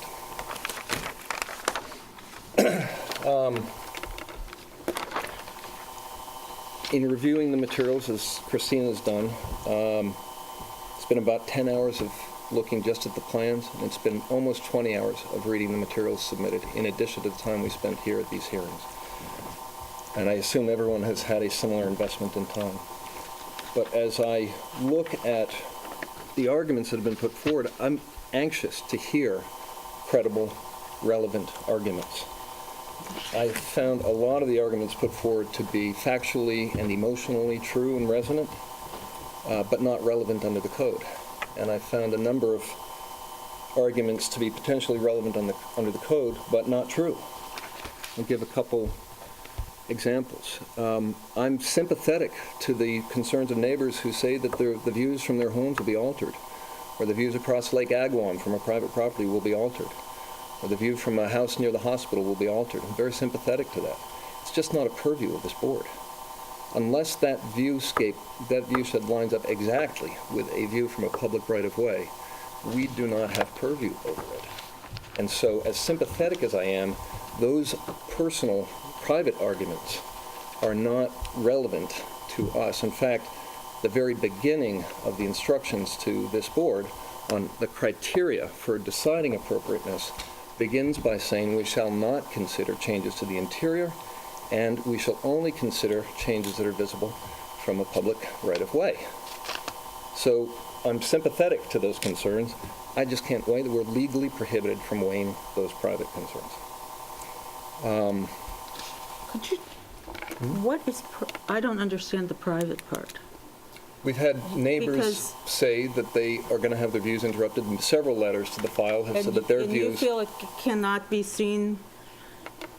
their view can't be seen from the public right of I'm way. not talking about their view, I'm talking That's about what I'm from talking Gin about. Lane and from the beach. No, Gin to that Lane, extent- both sides, Yes, the west to that side. extent, Susan, it can be. What I'm saying is that the concerns that the neighbors have expressed about the changes to their private views from their homes. Someone said, we had someone testify here that he could see this house from his home, which is almost half a mile away from a roof deck. I'm sorry that his view is going to change. But we just don't have purview over that, over correcting this, somehow cajoling or correcting this design to not alter those private views. I think that's a very narrow interpretation. Okay, let me finish, and I'll happily answer any questions. No, it's not We're questions. not it's into the just- question and answer just- session. yeah. Okay. No one Other- interrupted Right, anyone in okay. the conversation. Yeah. No, go ahead. You know, I've heard comments along the line that this is the most remarkable neighborhood in Southampton Village. I think we heard here tonight that it's an acutely sensitive historic area. I just don't think there are gradations of remarkability and sensitivity. Historic districts are historic districts, and every application that comes before us in any historic district deserves no more or less consideration than others. And I think it's a very slippery slope to try to, I think there's no legal basis for it, but I think it's a slippery slope to try to grade that. These are not the oldest houses in this historic district, and certainly not the oldest houses in all the historic districts. So the idea that these are the original historic houses somehow in Southampton What Village. dates them? About 5 houses on South Main Street. There's a house at the corner of South Main and Zach, you'll know it, but the one that's 1680, 1690, my house predates it. Different It's not historic nearby. district. I'm sorry? It's not within the, Okay. of what you can see, that's what, Well, I've heard people say But we're that this is talking the most honestly- historic district. it's the historic beach colony, which I believe would be different from your house. Okay. That people, the minute the railroad came, why I read these history books, it gets me nowhere, came out, and then some guy, Mr. Thomas, decided, well, hey, he's going to build a house. His house didn't make it, but these other people, then there was already land speculation and building from like the get-go.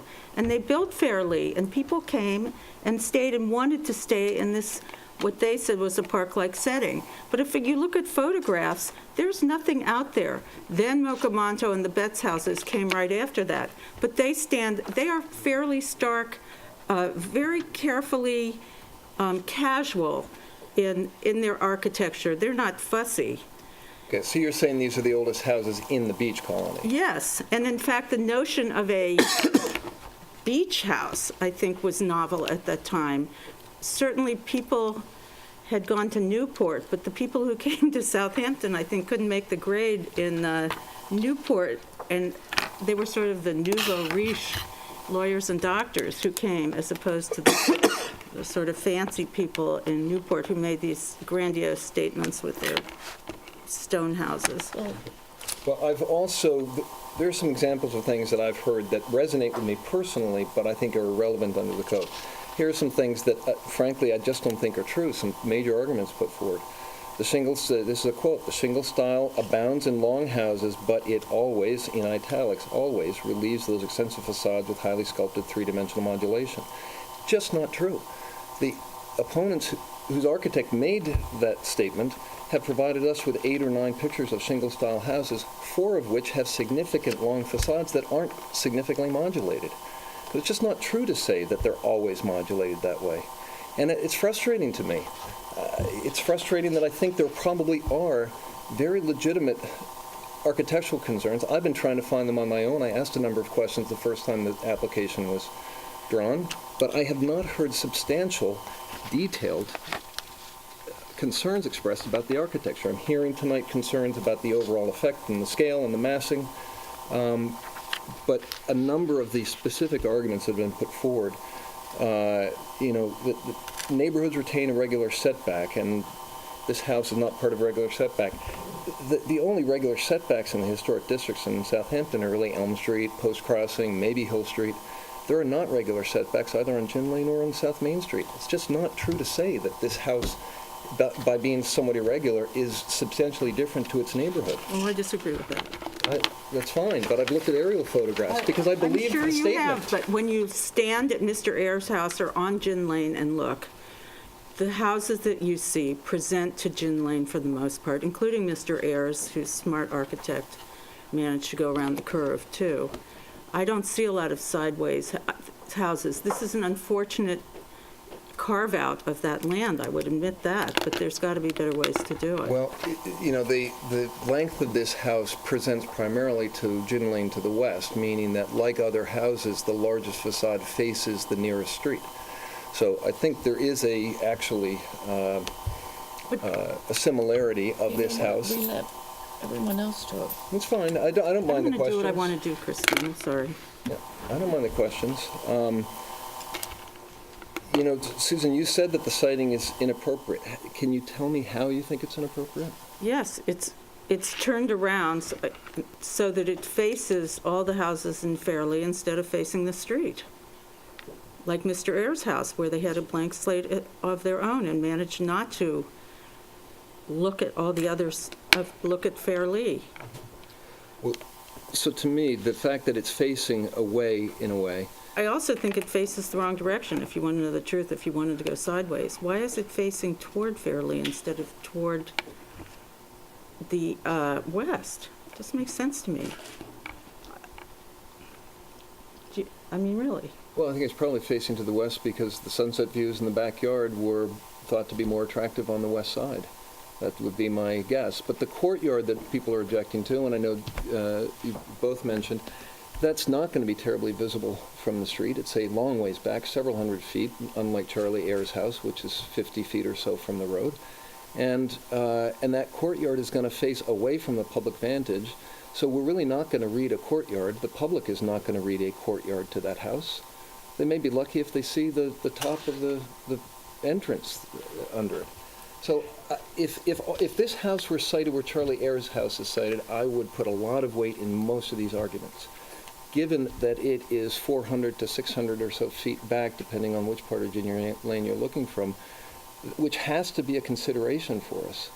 I think a lot of the conclusions that are being drawn are overstated. But the west-facing facade, which because of the sanitized lot, is highly visible.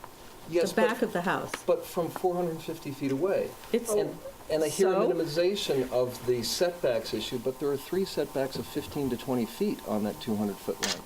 So there's going to be significant shadow lines and modulation in that. I agree the center 150 feet of it is not terribly well modulated, but there are a lot of houses that are 100 to 150 feet wide in the longest dimension on Gin Lane that don't have significant architectural modulation at all. They're relatively flat. You know, some yes, Georgian but then they don't forms have and- the rest of it. That's my problem, is it's a huge, Okay. long thing, and I don't see a lot of those. And I actually think that if you look at the Mocamonto, the Betts houses, Meadow Beach, they are distinct. They sit up in a kind of mass that's compact and proud. And I think this is a kind of snaking along, just so long. There's another house on like Cooper's Neck, or that you can see from Cooper's Neck, that does the same thing, that I think is inappropriate, but.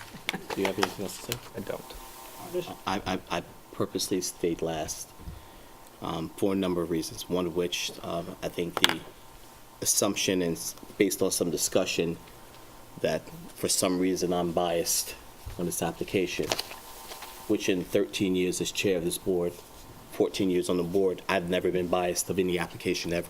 I don't think anyone can ever say that I've been biased on an application. So I object to even the inference of me having anything more than a very, very open-minded idea and viewpoint on this application from its beginning. We were hard on the architecture of this application in the beginning. We came out in full force in changing the style of this from the beginning. and the amount of reductions that have been done. I think we've had 5 different renderings of this particular application, 4 or 5 different renderings. Reductions, setbacks that were adjusted. A lot has been done in this application as part of our conversation, our dialogue, and our deliberation. So to say that we, in any manner at all, did not take a thorough review of this application is just not accurate. And I won't accept that from anyone. Secondly, this is the reason why there are 5 people on the board. 5 people with different backgrounds, different upbringing, different career, and different style. There's a reason why that this is such probably one of the most diverse boards of any village that I think, and then if I look at it, any village, that we have 5 people who independently have their own point of view and their own mindset. No one has prompted anyone to have a viewpoint. No one can force anyone to have a point of view. We are all strong-minded individuals with our own viewpoint, and I think that has very much been shown, not just on this application, but every prior application that we've had up to this date. And I want to commend every board member, even those that are objective, as well as those of support, that you stay firm to your goal, and that's part of the duty and responsibility we took with this village. It's a great job. However, when I'm applying the standards, it has been from the beginning. I've applied the standards to this application, and now taking in consideration mass, size, scale, and everything else, I still feel, based on what we are set forth in terms of our guidelines, as well as our purview, there has not been, I should say, the final product is not in any way disturbing to the community. I don't think in any way that it's not out of keeping. I think the scale is in keeping. If we have a problem with size, we should talk about legislation to deter from size of homes being as large as they are. It seems that that's what's happening on a number of different cases. If that's the case, let's talk about how we can do a better job with the village in creating legislation so that we can have maximum sizes, so we can have standards on maximum length. Then you talk about legislation, but when you have what I consider to be a very subjective view on size, then we have this problem we have now where size is relevant to each of us, but it's different. I don't think this is massive. We had an application not too long ago. I think it was even brought up in the conversation. I think it was the objective. I'm not sure. But we had an application that came before us last year, which was bigger. It was longer. It was 15,000 plus square foot. No one had a problem. No one said anything. No one made a comment. It actually went through in one evening. Where was it?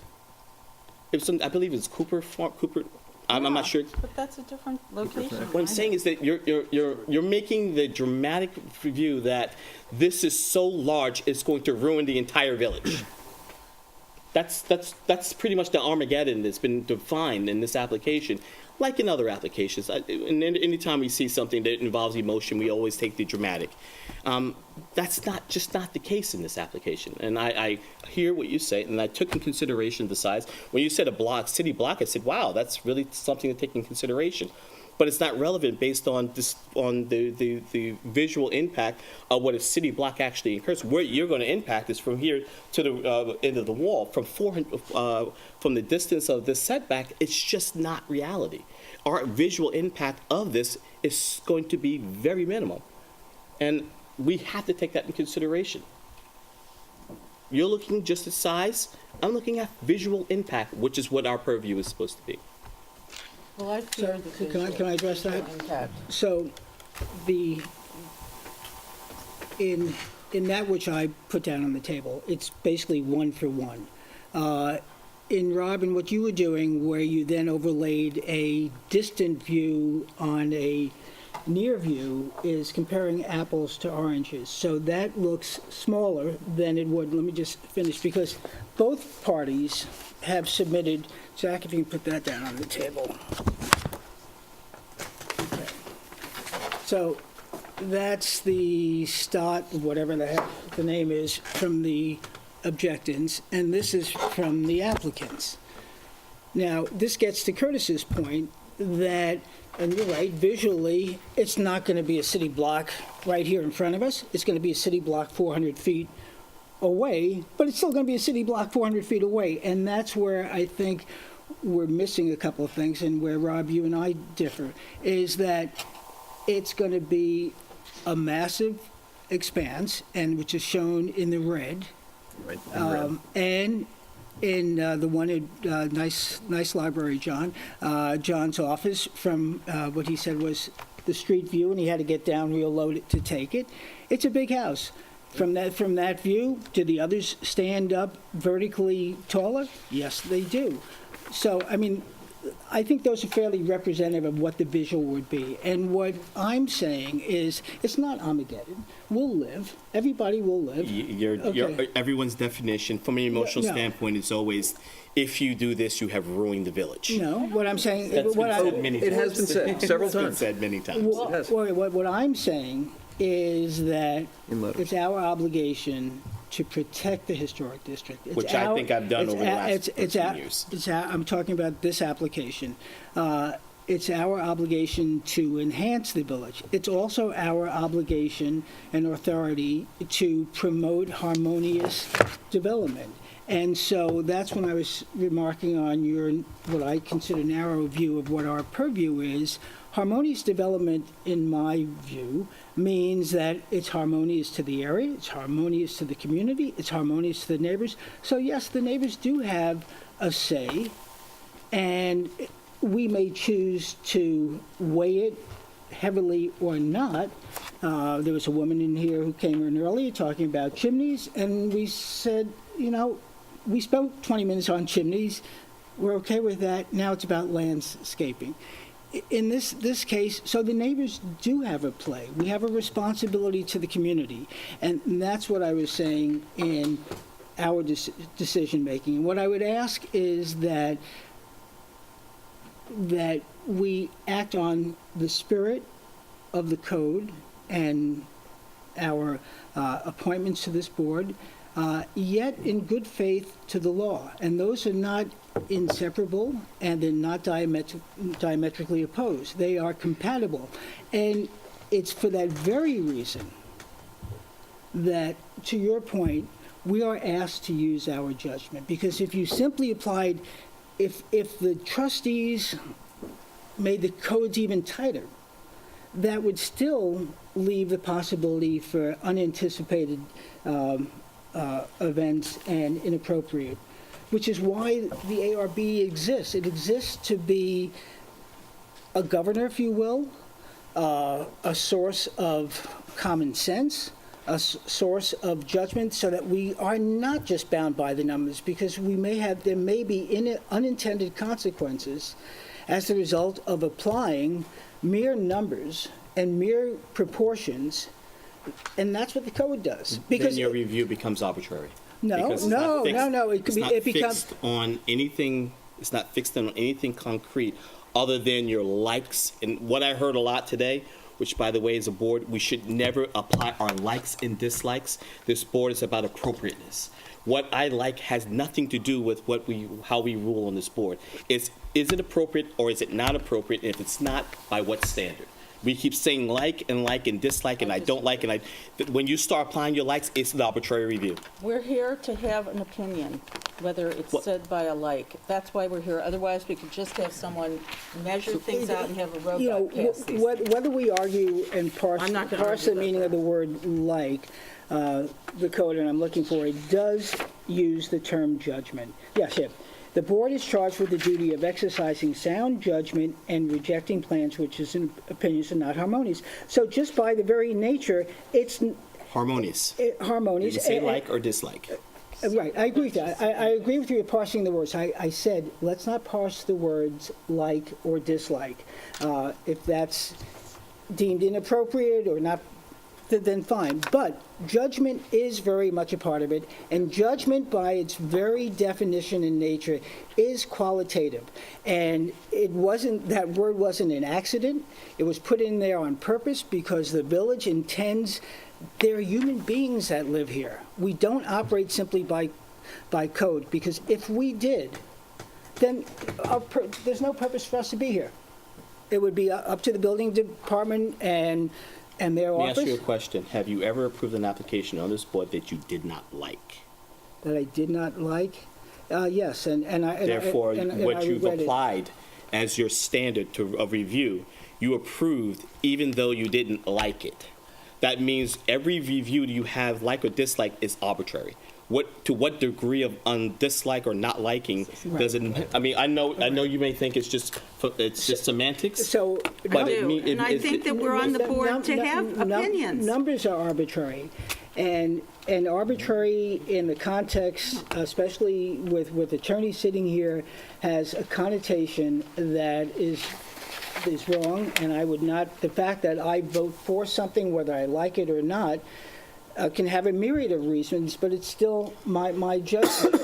But isn't the question here now compatibility in this particular area? To universalize it, I think, is a mistake, because we're talking about the historic beach colony, that being Gin Lane up. What would be so terrible if we asked the applicant to come back with a better design that's more compatible? Is to do something better for the village that we can all be unanimous on. I'll tell you what I think is wrong, Jeff. And that 160 people in this chose to write in, and if you look at where they all are, they're in the historic district. I mean, these are our neighbors. Jeff, These are our, don't be finished, for God's sakes. These are our neighbors.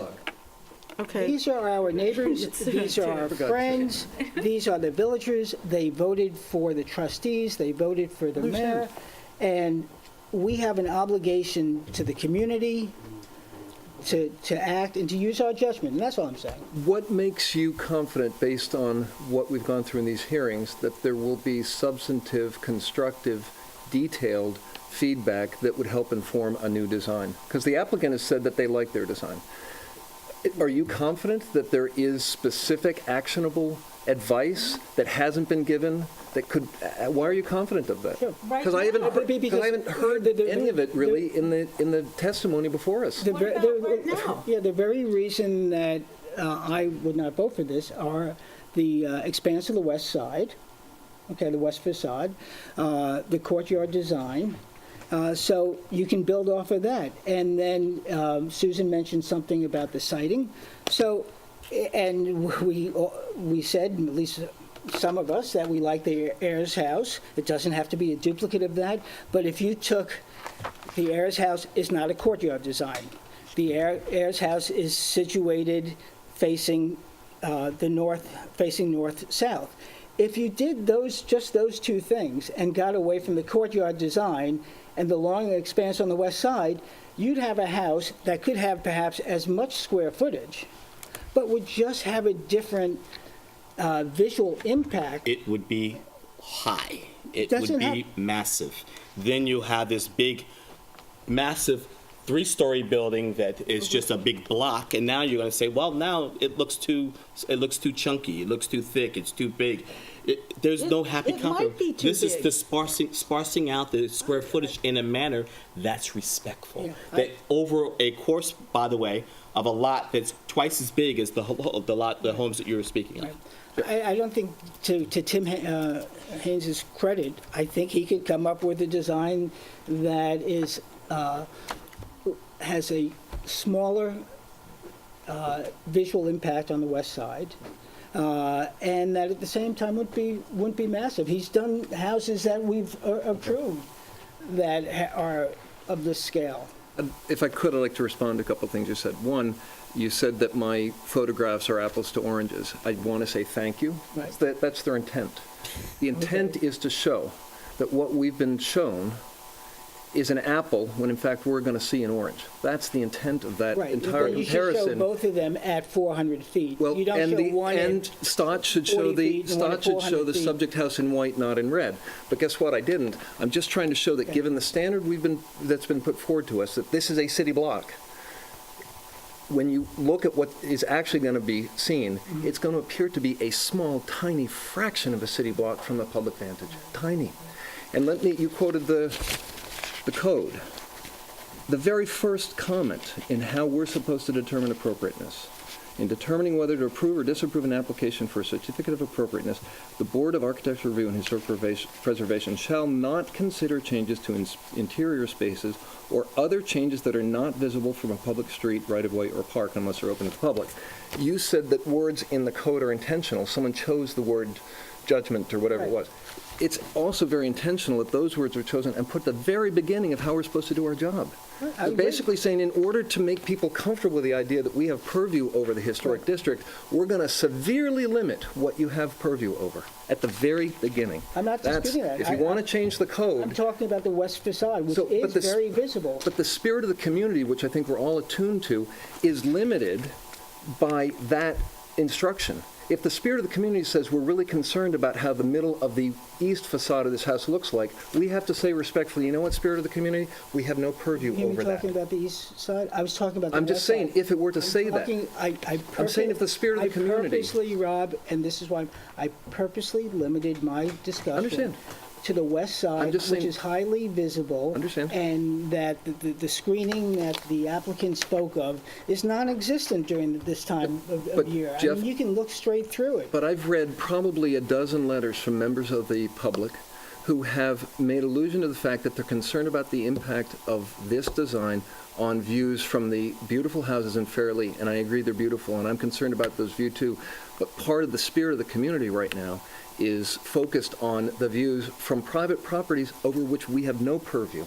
None. We can look at them as a background as we're looking from the west at this property. Fairleigh is a beautiful background to that, and we must consider how this house is going to fit in with those. But the code also says, Rob, that we have the responsibility and authority to preserve the character of the historic area. And the houses on Fairleigh define the character of the historic area. No. I define, this doesn't. But this is where, as a five-panel board, you have a right to an opinion. I personally do not believe Fairleigh represents the entire. I didn't say. I said that. I said well, that you immediate made there's neighborhood. been a lot of inferences made that Fairleigh is the most important portion. It isn't important. In due It respect, is. Curtis, you're putting words You into don't my want mouth. I didn't say agree you. to I it, said there were fine. inferences. I didn't say, Jeff, you said. I said there have been inferences, and there have been suggestions that you can't count Fairleigh's the most important and most historic area. No one said that. Yes, they have. We can go over Of their us? testimony. You're still saying you're making it personal. I said because you're I'm making interested in Fairleigh, and I you're feel it making should be personal. protected. I said that the comments that have been made. Well, comments where? Gold standard, it was called the gold standard. Don't call it an outlier. It's the most important. It's the most historic. I always take a little, a little lead in someone saying that something is more historic than another. That's like saying I'm smarter than you. You can't make those suggestions. You use that as a hyperbole. Right, we're just but arguing what I about also said, semantics at and the this point. point of that, We're having a spirited conversation. I agree. Of which, and the point of that was saying it's extremely, maybe I should have used the words extremely important. There are other extremely important. You neighbor some of them. I was making a hyperbolic, a rhetorical emphasis on the historic nature of this because I've heard Fairleigh virtually dismissed as an outlier. And what I'm saying is it's not an outlier. As I said, it's an original. And as an original, it defines the character of that area, or at least it sort of contributes to it. I made the comment outlier, so let me clarify that, because I'm the one that actually made the comment outlier. Okay. I didn't say the community itself was an outlier. I said the dimensions and size, style, and mass of the homes, based on its lot sizes, are an outlier to that area itself. It's not common. It's not the norm. It's not. So therefore, it makes it the outlier. Not that the community shouldn't be taken into consideration. I'm looking at the lot sizes. I'm looking at the size of homes, looking at the mass. I'm looking at the dimensions, the setbacks.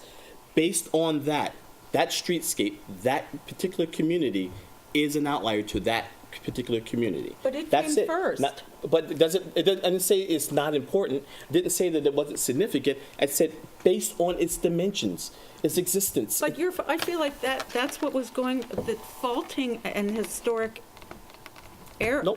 historic buildings for being the earliest, there was nothing there. No one's faulting it, but if But we're yes, making... you are. You're saying, well, that's, the people that came later, there were no controls until 1986, let's face it. They put more houses in there, but those were the early houses. So whatever they built then were the original historic beach houses, whether you like them or not. Then the Betts came, and then Mocamonto. So why is, so I think to me, Curtis- those structures are the historic Curtis isn't- backbone of I'm the not- historic He's not beach disagreeing structure. with you. I'm I think disagreeing with you. Okay. he's clarified what he said earlier, that I think was picked up by some folks as having a Magnified. negative Being connotation to dismissive. it. Being Okay. dismissive, Right. which Right. Please. far from it, and anyone Okay. that lives in the community, not dismissive at all. Beautiful community. I wish I can see more of it, but it's kind of hard to get back there. But you can see it from Gin Lane pretty visible. I can see lots of it. I walk there every day. I look at it every day. Can I just also comment that in assessing size and scale, I did take a long look at this book. This book captures, if people don't know it, the Gary Lawrence and Anna Searchin book, Houses of the Hamptons, and it really catalogs a lot of the development of the summer community houses, summer colony houses, both here and in East Hampton, really throughout the East End. These are admittedly some of the larger estates, but what this book tells me, first of all, there are of about 40 homes that are covered in this book. There are, I think, just over a dozen that are in Southampton Village, including several that are within a quarter mile of 28 Gin Lane, at least a couple of which still exist. And these houses, which also help define the summer colony, the sort of second wave of the summer colony, are clearly, this is a little prejudicial, but you look at all these houses, they're all 80 to 220 feet wide. They are massive houses. But many of these houses exist in the neighborhood, Susan. Look east of Fairlee, and those houses are still there. Still, it does not, they came later. That's all I can say. That's fine, but we don't give an absolute veto over houses that come later. Right, We have to but take me, into context, which I think we're doing. Where this 28 is, the big house for Woolden Manor was taken down because they couldn't pay the taxes, or who knows what happened to it. But, so we're not talking about very many houses that are within, where you look around. That's what I feel should be the criteria. But across Lake Agawam, which has been omitted from the viewshed or the context that the opponents have put forward, but I think is part of the context of this property, there are 3 or 4 houses that are still of that same scale, 90 to 150 feet wide, visible across the lake. They are examples of this kind of, mansion development in the turn of the century. And to me, this house is very respectful of that, and respectful of some of the other larger houses. I look at Fairlee as an outlier in just the same way Curtis does. It's beautiful. I love that it's there, and we need to make sure that what we're approving is appropriate in the visual context of that as a backdrop to this house. Well, that's but you good. look then on South Main Street nearby, across Lake Agawam, further to the east of Fairlee, and you see houses that look a lot more like this proposed house than the Fairlee houses.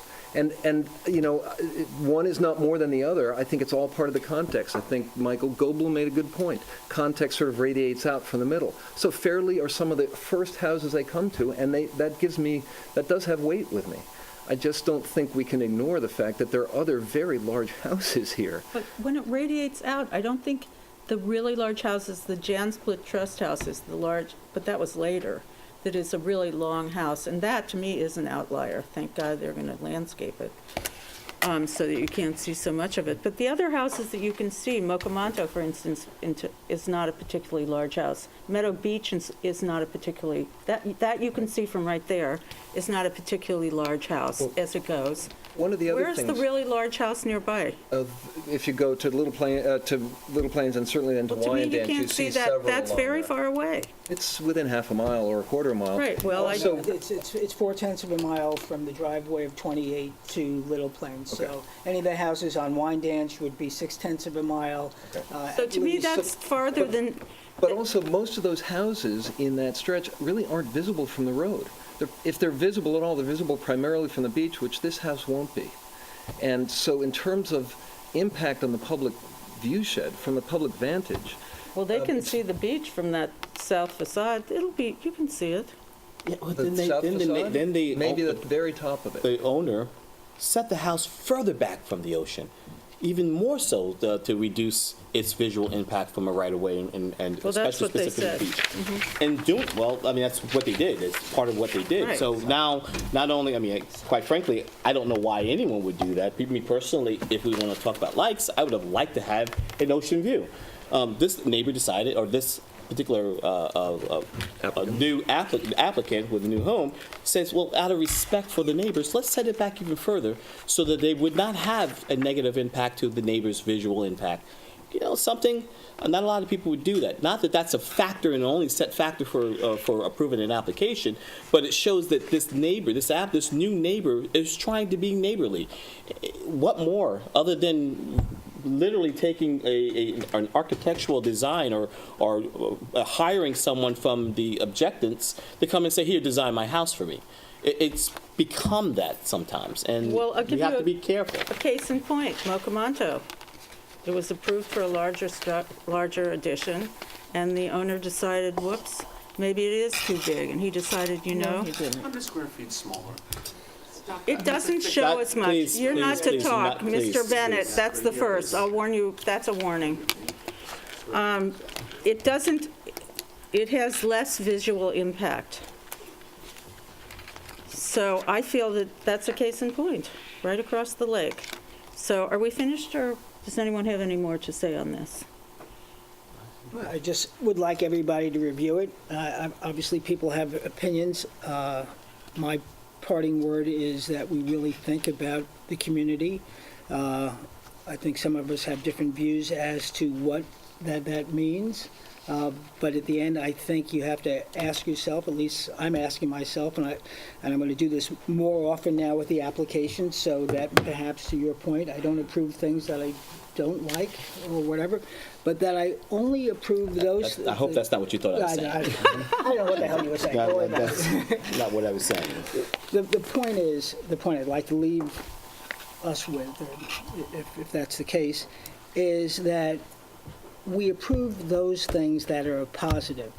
If at the end, when you go through all the information and you say, this is something I'm proud to put my name to, I'm going to drive people around it and saying I was partly responsible for that, then that deserves your vote.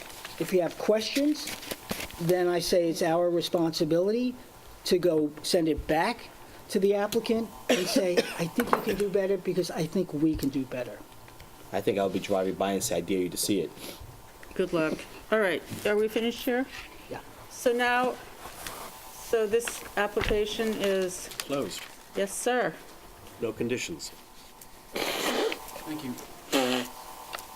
So do we have to publicly discuss what our conditions are to you, or can that be, that's That's it. product with us? So we, as a consensus of a board, can communicate with you what our thoughts are. Okay? You got it all down, Bo? Next, Thomas and Meredith Joyce, there's a letter for adjournment until May 13th. Yeah, I just hope you read the explanation for the request. If you put it in the file today, I didn't. Well, because I was on jury duty. Through it just for a little, because I think it's helpful for you to hear. One of the conditions in the code is that you try to resolve, thank you, is that you come to some resolution that would preserve the property. Now, you remember that the easterly building, which is the old, I remember the Bartlett Tree building. Right. You gave that The a certificate garage. of purpose because it was rebuilt. And now, and then there was litigation between a buyer and the owner, and that's been settled, which has freed our hands up a lot in terms of what could be done. So we're in the process of drawing up plans, the effect of which would be, with the exception of some rather strange-looking appendages to the back, which are not original, of the antique store. We'd like to preserve the antique store, maybe move it a little bit further back, maybe center it, but still have it within the public view shed. Understand and agree that even though we are moving it, it will continue to be a contributing structure, and file an application also to the Zoning Board of Appeals, the effect of which will be to attempt to preserve that as a guest house, rather small, as an accessory to a normal-sized main house on the lot. So that's, and then there's a section in the zoning code that allows the zoning board of appeals to look at that in conjunction with you. So the net will be to preserve. So I think Zach might have to be in And I had conjunction invited visits or what, Right? whatever. including the. How much further back so are we that- talking, It's roughly? going to be an element of discussion. Because- I think I have to keep it well within the public view shed. It's But that's pretty gonna- important when you drive in, it's like, is. hello, you're in No. historic Southampton now.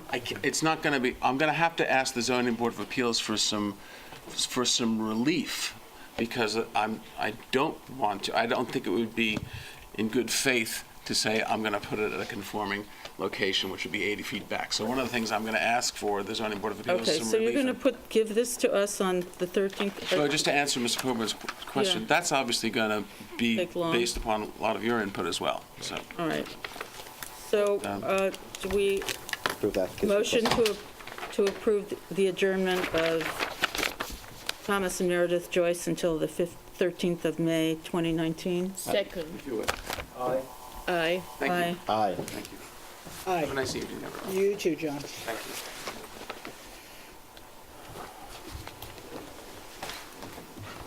Next, BLC Hillside Investments LLC, 132 South Main Street, amend a prior ARB decision. Your name, please, sir? Drew Craven.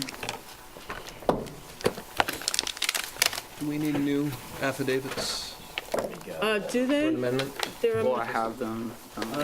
He has them? Did you, there was a new posting in the mail? Yes. Okay. I mean, I did it. I don't know if it was required. Just That's fine. Don't apologize. I'll take. Ixnay. Oh, is this here? This is here. Oh, yeah, don't take that away. That's famous 28 Gin Lane file. So, when I looked at those plans, I had a hard time figuring out, where is the original plan that was approved? Did you do that? Usually we like that in color or something. This is quite confusing on here. But anyway, pass that out and we'll talk about Does he it. have the plans for us? Yeah. And those are the same as the plans that you've submitted in the yes. request for an amendment. Yes, that's correct.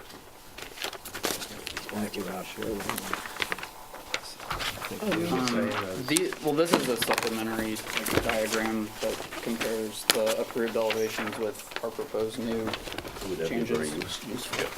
How many of those do you have? 5. Good.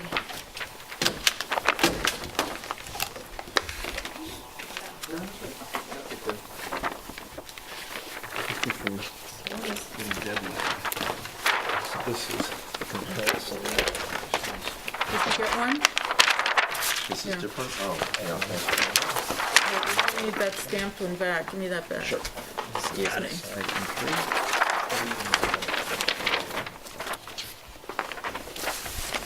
Do you need,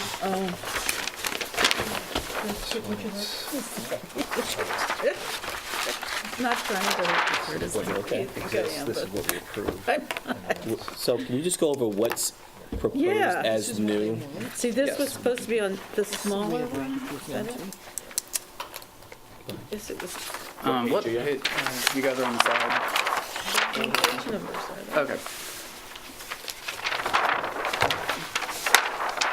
That was the bay window side. Sorry. Okay. It would So on- be helpful in future to say which way this is all facing, since, It's very small, about 3 lines above McAlpine. That Oh, says it north really is. elevation and, yeah. I got it. Thank you. It is, So it goes northeast, Teensy. southwest. yes. Okay, so, We're gonna want that. Goodness. Work upside You down. have to work on that. It's harder, but Thanks. that See? shows up on the screen. okay, so this is the house as it exists now. What direction of the house is north? Okay, so the north elevation. Yes. Oh, do you want anything? What's being changed? And then your top elevation is the elevation that was approved last year on your smaller sheets.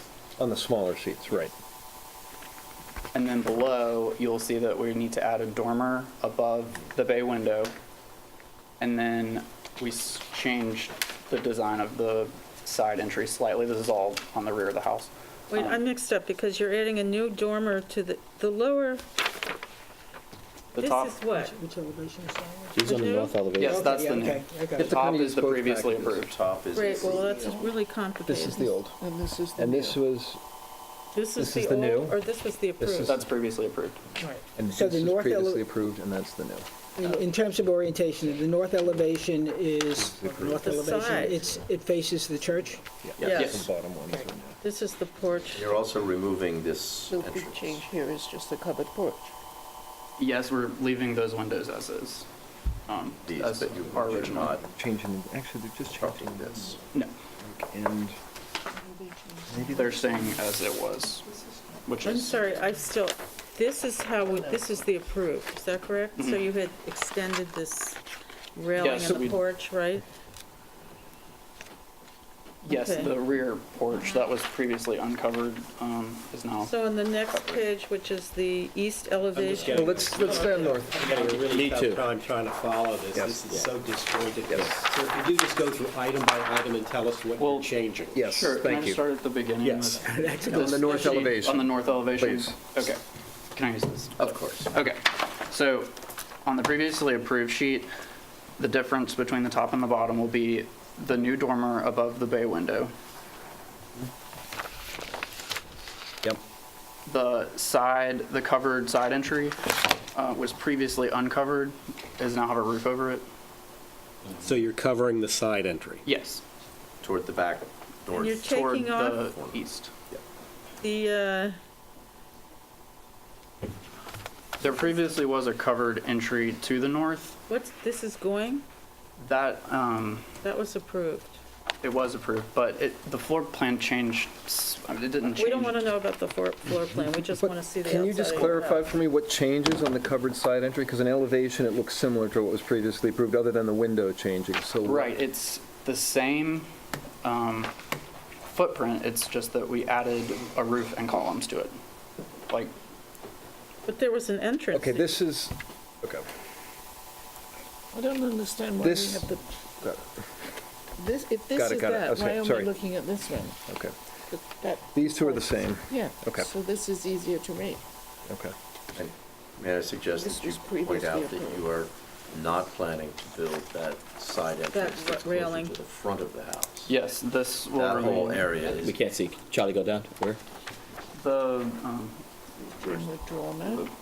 The this door entrance, here, Okay. Yeah. It's that not was, gone. All changed. we've decided to leave that's being left. the house behind. as it is Change. currently and not add these doors. This is previously. okay. That simplifies the north facade. That's So good. you're removing the doors from the From the- plans that have been Right. approved. Correct. Correct. Two sets of doors, really, right? One in the main section of the house and one in the, to the, Right, to the both of those west. side entryways. Okay, you're saying side. Can we just do dimensions? No. It's the north, south, east, west. No, So- the north, I'm saying on the north north facade. elevation. Yes. On the east side of the house. Okay. There's a staircase just to the east of center, and there's a staircase a little more to the west of center. Both of those are coming out, it looks like. Yes. Is that right? Yes. Okay, Yes. the doorways and the staircases are coming out. Now on the western side. No, let's go to the next sheet. Well, The before, western side of the north elevation. Yes. This is an easier We're plan to not read. building the doorway. That's correct, that's the one Was. for the, yes. Did you get that, Bo? On the western side of the north The elevation. north elevation, To the east. is that right, sir? That would be towards the front face of the house. Yes, Correct. the north Okay, facade. on the north facade, yes. So what's happening? The doorway is reverting to its original location? No, it's reverting to a plain wall. They had added that They're doorway. they're not building the doorway. Not building the doorway. Correct. The first Right. one. So it will look like this. right, The original window will stay as it is now. No doors will be added there. Wait. Wait a minute. Windows? We don't, Okay. Yeah, that's have where I'm windows on confused. here. you know what would Okay, help that- too? If we sorry, had the that, like, original didn't- house, that which we approved, and that which you're gonna do. No, what would be happy is what's being built. Yeah. It's proposed. except, But some is original, I mean, some is there, That's so. the point. This is going to be a window Right. that's currently there, but it's that not we on don't the see, plan. right. And then the question for me is this, this enclosed section to the, it would be to the It would be to This is the east. east. Yeah, it would be to the east. That was a porch that we approved. Is that an existing covered side entry? Or is that something you're building?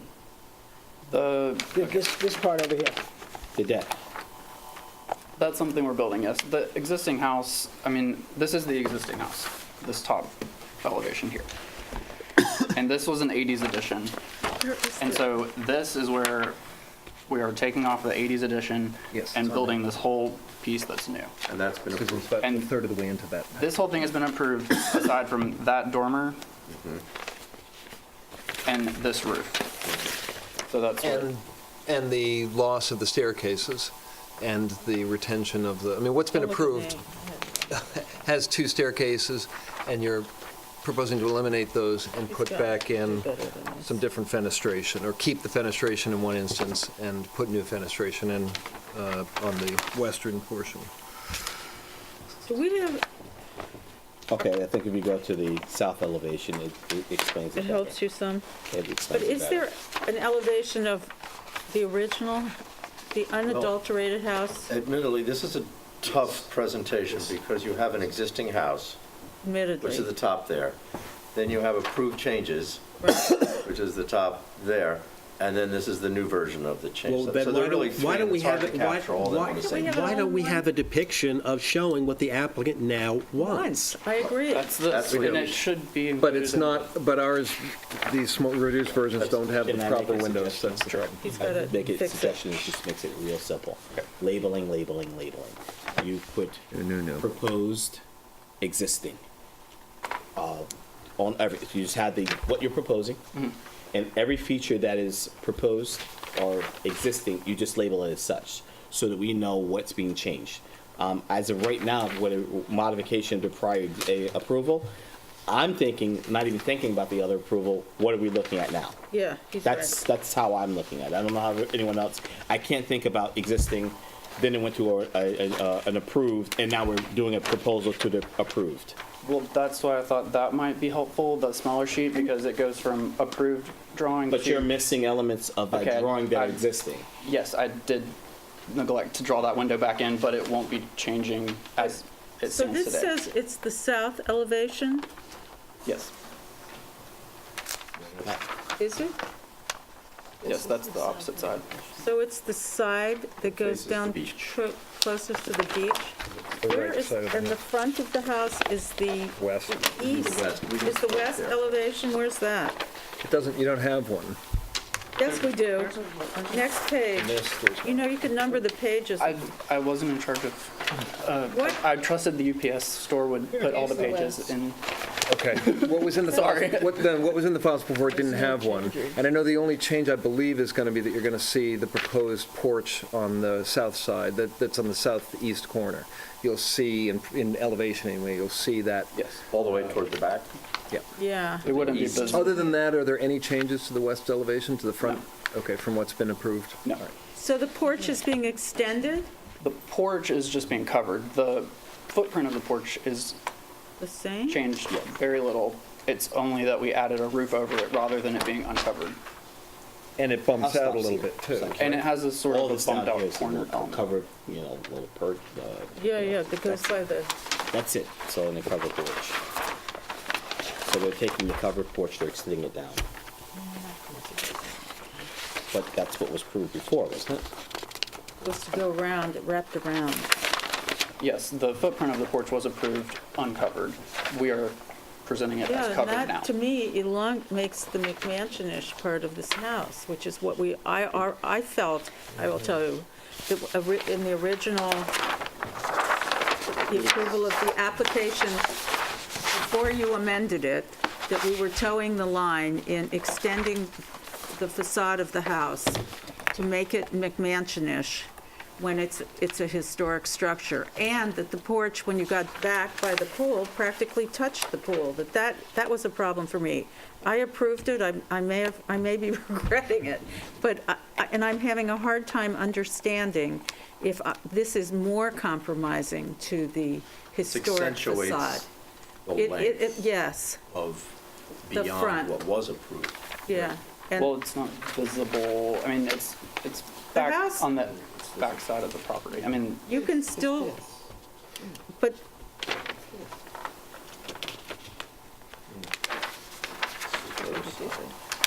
You've also changed, on the south side, you've changed the fenestration a little bit. You've made a larger glass wall on the eastern end of the south facade, right? I think you, Under the covered porch. it's the same amount of glass.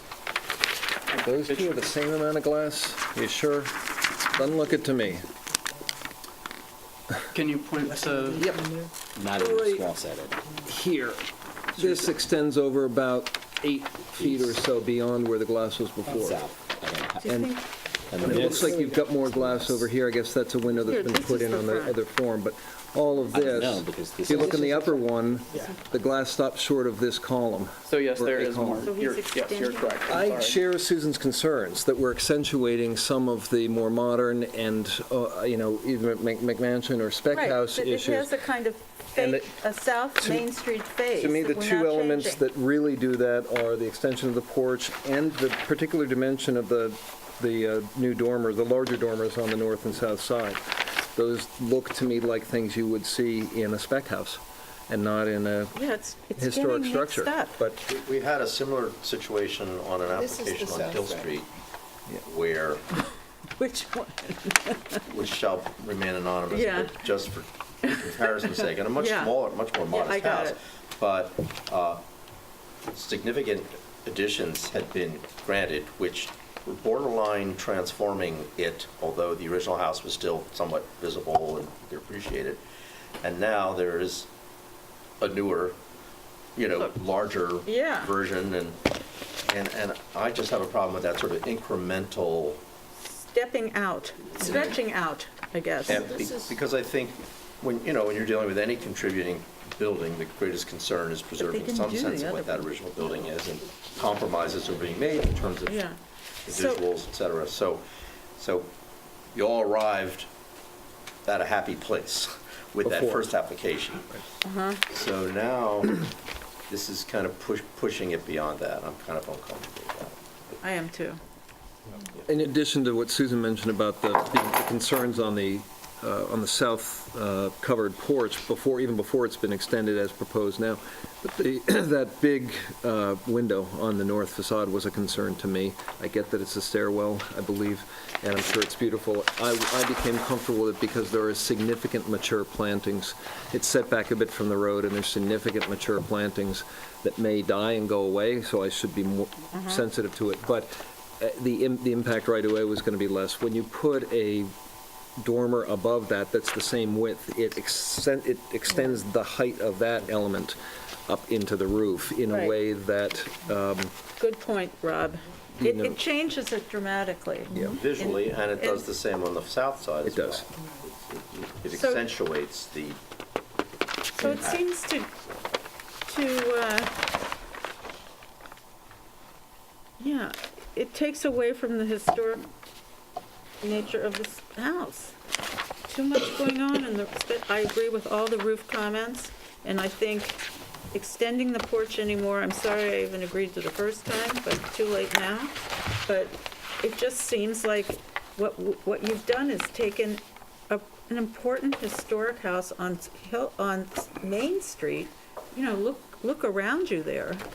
And I The don't reason think for the bulk, I'm looking at the south elevation, the reason for the bulk dormer on the third floor is to get more light into what I'm assuming is going to be third floor access, correct? something. For access. Well, you're going to be using the Going third floor for something. upstairs. Yes, it becomes a bedroom. It becomes a bedroom. Oh, okay. That, neither here nor there. Zach, if they were to just duplicate the existing dormers and add a third? A third, so you get the same, so now you're chopping up some of the bulkiness, but you're still getting the end result, which is the type of light you're trying to get into that third bedroom.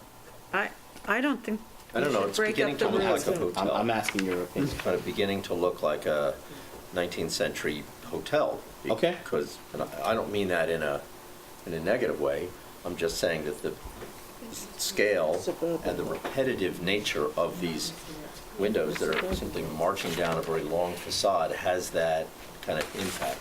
But that's not what it is. It's a private home, and so it doesn't modulate as it goes along. And I don't think, and what's making me really comment on that is that by reducing the size of that new proposed dormer to one that would be comparable to the other, or even two of them, would simply accentuate that effect.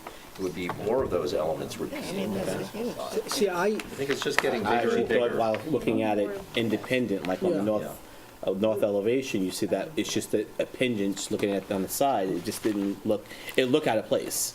It looked as if there should be at least one, maybe even two. Right. So I'm sort of compromised. It's not suggested as a compromise, but I would be with Curtis with the addition of a small dormer, but not in. Oh, you're on the north side, I was on the south side. See, okay, hold You're on. the Sitting north out there all by side. itself. Okay, hold on, South. let's.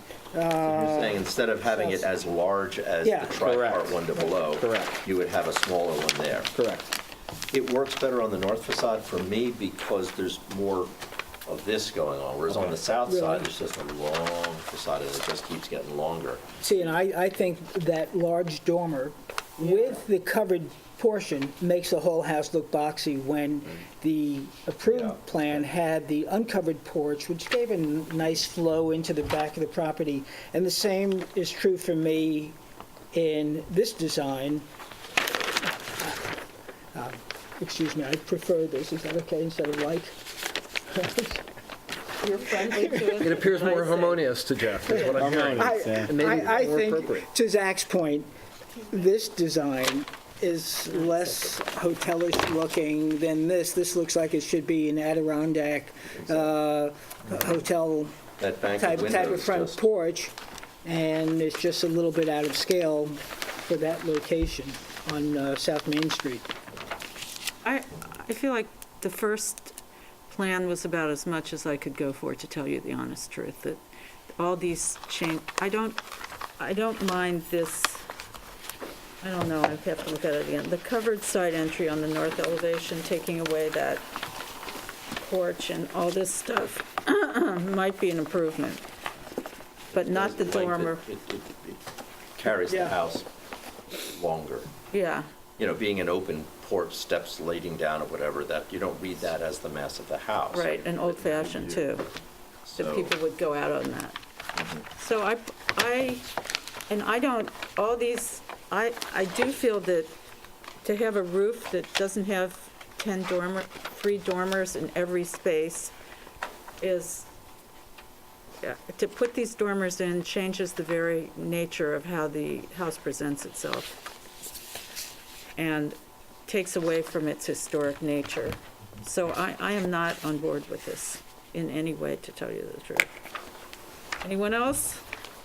Yeah, I'm pretty much with you. I like what was approved before, maybe with the addition of a north, on the north facade. If you're looking to get more light. Dormer, if you wanted to get more light, a small dormer up there. But with all the other additions, and it just makes it bulky.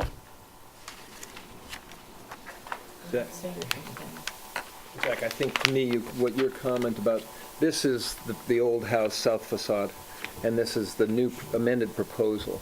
It's gone from looking like a grand Yeah. cottage to looking like a hotel. Mackinac Island. Way more suburban. Yeah. That was the original. Where'd you get that? And we Is that approved in that. here? Yes, Which one? That's how the original house looks now versus what our in proposal would look like. That's not a comparison of what was approved. I know, I understand. Okay. I'm just saying, but, you know, a number of things are going into this. You've heard people talking about another example where we're sort of getting up to the edge of whether we're losing something essential to the history of the house.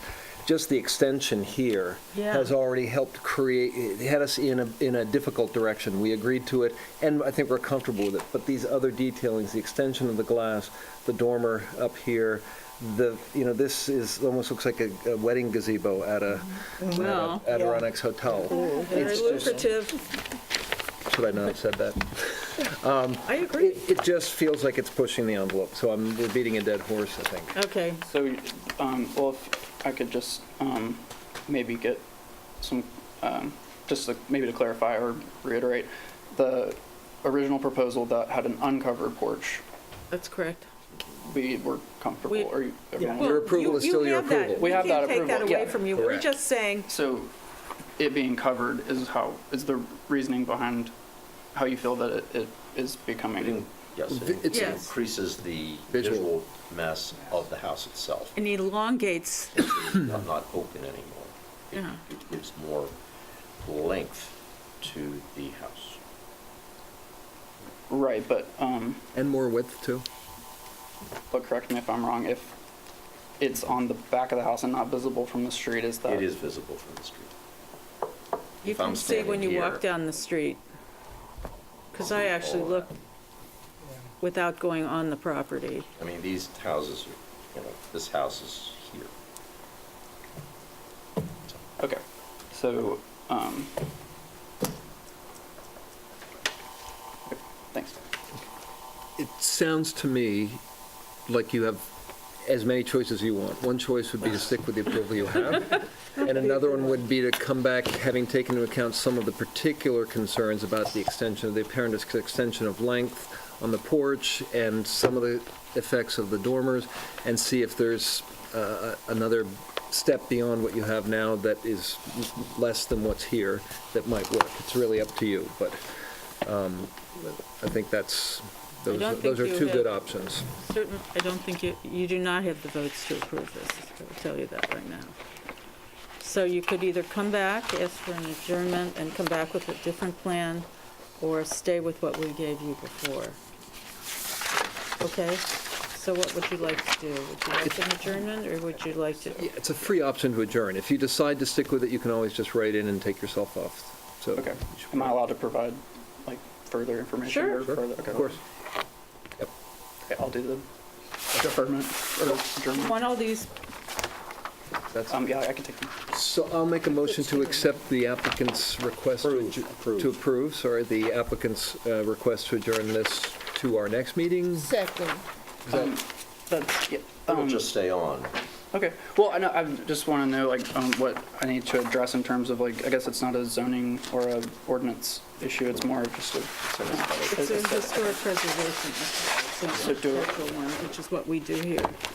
So if I better illustrated appropriateness in some way, if possible, I think you that would need to help. hear about what we're saying about the elongation of certain perspectives, about too many window dormers in the roof that makes it look like a suburban, like a spec house. I thought you McMansionized it in certain ways, which was really unfortunate. You know what you may want to do? Think about When it. you're outside and when you're back in your office and you can listen quietly to what was said, you'll be able to extract from that what the key concerns were. And we've said it many times in different ways. And then you can go back to your client and see what's of importance to them. And You can watch the video, right, in too. 2 or 3 days, this meeting will be on video online, that you and they Really can watch it. helpful To for all of just us. remind yourself of comments, if that's helpful. All right, so did we approve? Did he ask? Where are we? It's a motion to approve the applicant's request to adjourn to our next meeting. Someone second it? Aye. Aye. Aye. Aye. Thank you. See ya. Next, Beechwood Latch LLC, 109 Hill Street, demolish existing garages and swimming pool. Please state your name. Can I just ask you, do you travel? Do I remember that? Are you from the area, or? I'm from Nashville. Yeah, that's what I thought. If you can't make the next meeting, just call the building department and email them. They'll tell you how to email or request to adjourn to a subsequent meeting. If you can't make it. Sorry about that. And if you're presenting other elevations, we need like either color blocking to see what's new and what's not. And you need to designate, you need to be able to see north, south, east, and west better. They need to be more easily readable. Those were very difficult to read. We see a lot of plans. Thank you. Sorry. No problem. Stephen Dubb with Beechwood Latch LLC. I have the affidavits of mailing. Do I give Do you have posting too? I believe I have posting. Yes, there are two pieces. There are two different affidavits. I'll look and make sure. Okay. And I've also got packets to hand out to you guys. Okay, thank you. They're both there. Okay, great.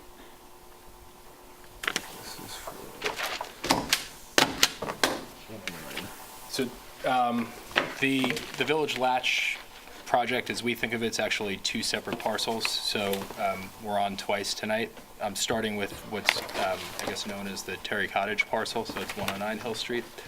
I think you guys saw the project a couple of years ago as part of the secret process because you're an involved agency. So just to give you an update on where we are, No, there was a preliminary thing that was done, but it was informal. There was a work session. Yeah, that's what I'm referring to. So in any case, we've received a change from one non-conforming use to another non-conforming use from the Zoning Board of Appeals, allowing us to develop 19 condominium homes. Part of that is included in the Village Latch building on the Latch parcel. Not on this one, right. And a single-family home on this one. Where is that in the, We're now in front of the planning board. right, but there's no determination yet. No, not yet. Okay. And as part of that process, we're coming to you, and I would anticipate it'll take a few meetings to get through the whole project because there's a lot to it. So we're starting just with talking about the buildings that we want to demolish behind the Terry Cottage and the Latch buildings. We're not talking about the Terry Cottage or the Latch building today. I actually think we're on the agenda for the next ARB meeting to go into full detail on the Terry Cottage, and then we'll try to be on the following one for the rest of the Latch. So what you see here on the first page is a map of the two parcels, but circled in green are the... Do you have a... Can you, Yeah. Turn that, yeah, thank you. great, thank you. Perfect. And Hill Street's on the left, right? Yeah. Hill Street Is on my your right? My right, Our left, your yes. left, correct. This is the Terry Cottage building, and then these three structures in the green circle are what we're talking about on this application. There's a pool, a garage, and a pergola. I'm just going to open this one so I can read the square footages. We don't, Can we keep this short? yeah. I mean, unless there's comments from the public or a board member, these are bad buildings and Well, structures. I think Zach might have to. These, These are, for this these one, for three. 109, I'm just Does saying, anyone have any, these are garages built in the 50s, 40s or 50s. Tell us. Can a record just be made Yeah. of what's being Yes, demolished? sorry. and- Yep. Sure. So on this parcel, Thanks. garage, about 812 square feet, originally built around 1920, and then we believe illegally added to with an apartment. Pergola, built around 1975, and a pool that first appeared on Sanborn maps in 1985. I think our estimate here is 1975 for construction. So it's just the garage and the pergola really within our purview. Yeah, I wasn't aware that the pool isn't, but if it isn't, sure. so is, 19? And I might comment that the Terry Cottage, so-called, is a contributing resource in the historic district. And the inventory form for it does not reference any contributing accessory structures or buildings. Oh, okay. And that's where you would look at the top of the second page to see little check marks for things like sheds and garages and what have you. So that was done in 1979. So do you have any issue with these ones? These are all non-contributing or non-historic improvements. Well, you of have the enough property. for a written Yeah, decision? that's Terry Cottage. All right. I have no issue with this. All right, so, This proposal does not, challenge the, so we're talking about a garage and a pergola, correct? pool. We don't have purview over it. They can do whatever they want with the pool. right.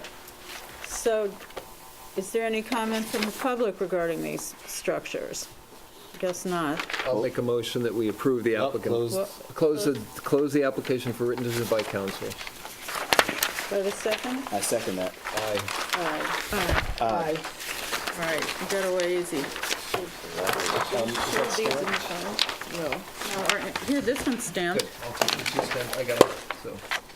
the others Let's give can- these two back to me. Next, Beechwood Latch LLC, 101 Hill Street.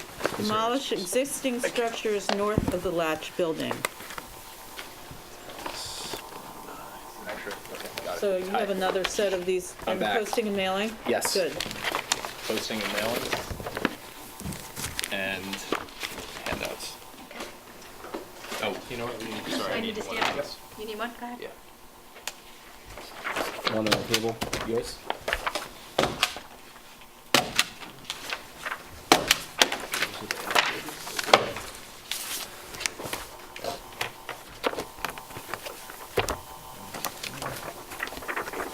We're going to be looking at the same map. I'm going to point out the structures that we're talking about demolishing in this application are numbered here, along with their approximate year built and square footage. How many, Steve? 8 structures. It's okay. Sure. The demo of a tennis court would be included, would be in your purview? No. Okay, We're in the 7 structures. Buildings. So Is there anything left? They're not in, Terry Cottage. Right, other than Terry Cottage, is there anything left? So you want to demolish everything that's there? yes, Other than the other two than the main latch buildings. building. Other than the latch? Yes. The latch and the Terry Cottage. Yeah. Everything else is. Right. Yeah. That's the design. Better way of saying it. So, staff student rep? Well, I was going to wait for this gentleman. Do you have anything to tell us? No, about it's these? self-evident. I'll Wait, try to keep it says quick what unless you have the- any questions. So the reason that I brought up the contributing business and the Oh. check marks for the accessories, et cetera, is that in 1979, the code here in the village, not even passed, but it's since been amended so that what is of interest to this board, these approximate years built are incorrect. Number 4 is incorrect, and numbers 6, 7, and 8 are incorrect. Okay. I don't know where, 1978, we should blame everything on 1978. There was an awful lot of activity that year. I think the reason we included 78 for 6, Yeah. 7, and 8 was because that was the year that these structures were moved over from the adjoining property, the way we Okay. understand it. I see. Okay. Well, so what is presently of some interest, perhaps passing interest, is the fact that those buildings that I mentioned, numbers 4, 6, 7, and 8, could meet the threshold of, are they worthy of consideration for preservation? They were clearly not marked in 1979 as accessory buildings of historical interest then. But we're not then, we're now, and I think they deserve a kind of a review. They're not new buildings, they're not modern structures, they're not your 70s motel, right? They're So I historical understand- buildings. So I understand, they are non-contributing structures Correct. on a historic site. Right.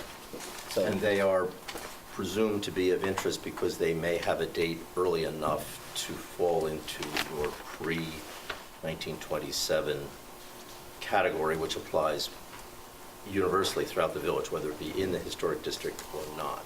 but is there a requirement of designation for Not for something in the designation. historic district? No. So it just it's either is historic or not historic. There's no special process or category we as a board have to do. It's just we have to determine whether they're contributing within the historic district. Basically, it's a date of construction issue initially that triggers this additional review, which was a change in the code, that then warrants our going out to check to see if something was overlooked from that inventory that was done in 79 that therefore is now of interest. This is 40 years later. And the I'm fact not that this saying is this- relocated onto the site He doesn't doesn't- take away He's from going to it. have to look at it. Yeah, I mean, No, I'm not I'm just- presuming, I'm just saying, saying that. occasionally we will find something on a property that was not noted as an accessory or anything of interest in 1979, but by virtue of the passage of time and the fact that the code now enables us to look at buildings that were not technically considered, but are now perhaps of historical interest, that we should take a look before they're summarily approved for demolition. Okay, So I think that would suggest agree. my going out to look So at it. Zach, perhaps you can, But I was being specific, it's not all 1 through 8, it's really just those 4. I mean, we can count out tennis court's not ours, the cabana you don't have to worry about. It's the it's just so-called those 3 or 4 that cottage. he But the said. cabana says it was built in 1916 here. Yeah, but Year built. if you look at it, Yeah, I'm I not- think that's incorrect. I know it's been I think so, too. I mean, bastardized. just look at it. There was a structure on Sanborn maps in 1916, but it doesn't resemble Yeah, no, what's that- there that's It's actually today. a motel. But you yeah, know, it's like a- okay, well, so, It's more likely the other ones are. Do we know where those Cabana. buildings might have been moved? You said they were moved, we're not sure, but do you know, you said adjacent Yes. property? Whitefield, which had a different name at the time. Okay, the Barrack House. Is that hotel? It's the Breeze Merle. Boys' School. Breeze Merle. Boys' School. Because they owned that property. And they moved it, Oh, so. so But you're going to be doing a comprehensive report, right? Yeah. he's going to go look at whatever he I'll thinks he make should an do. appointment with Mr. Dub? one of you Sure. guys and we'll do a little walk-up. Okay. All right, Just so so, that you're not approving the demolition of Right. something that turns out to be of its own Okay. interest, even though we know it's been moved. Just keep all this in file. Let's look at it. Okay. And then I'll report back. all right, so, Keep all that in the file. I think what I'm hearing is we're inclined to help you move along with demolition, but we want to make sure with right, respect to we these have an structures that there's obligation to nothing make that. sure we're not we're knocking missing. down things we Okay. shouldn't. Okay. So does that mean that we adjourn for our next meetings to allow Zach time to go see and write us a report? I'll I do would think this so. quickly. Are you, Can we, otherwise we'd vote and yeah, probably so say no, but could you I request? request the Yes. adjournment? Yeah. Yeah. No, can't. and actually, We this is adjourn one without instance where the prejudice. board itself is adjourning. yeah. Okay, thank you. I Motion keep to- learning. I'll make a motion that we adjourn For all this matter for all purposes. purposes to our next meeting. Second. Aye. Aye. Aye. Aye. Should we give him this? Do you want some of these Thank back? you very No, much. no, no, keep them. Let's keep them, yeah, We're because gonna we're going keep to review. Yeah. All right. The next thing is, briefly, Yes. I've been contacted regarding, No, the board has received a letter. well, I'd like to say that, but I'm not sure that's true. Anyway, let me just get it out. The board has received a letter asking whether we want to be considered as the lead agency on what is commonly referred to as the spur. This is at the end of Hampton Road? Correct. Yeah, The old Glennon property. I,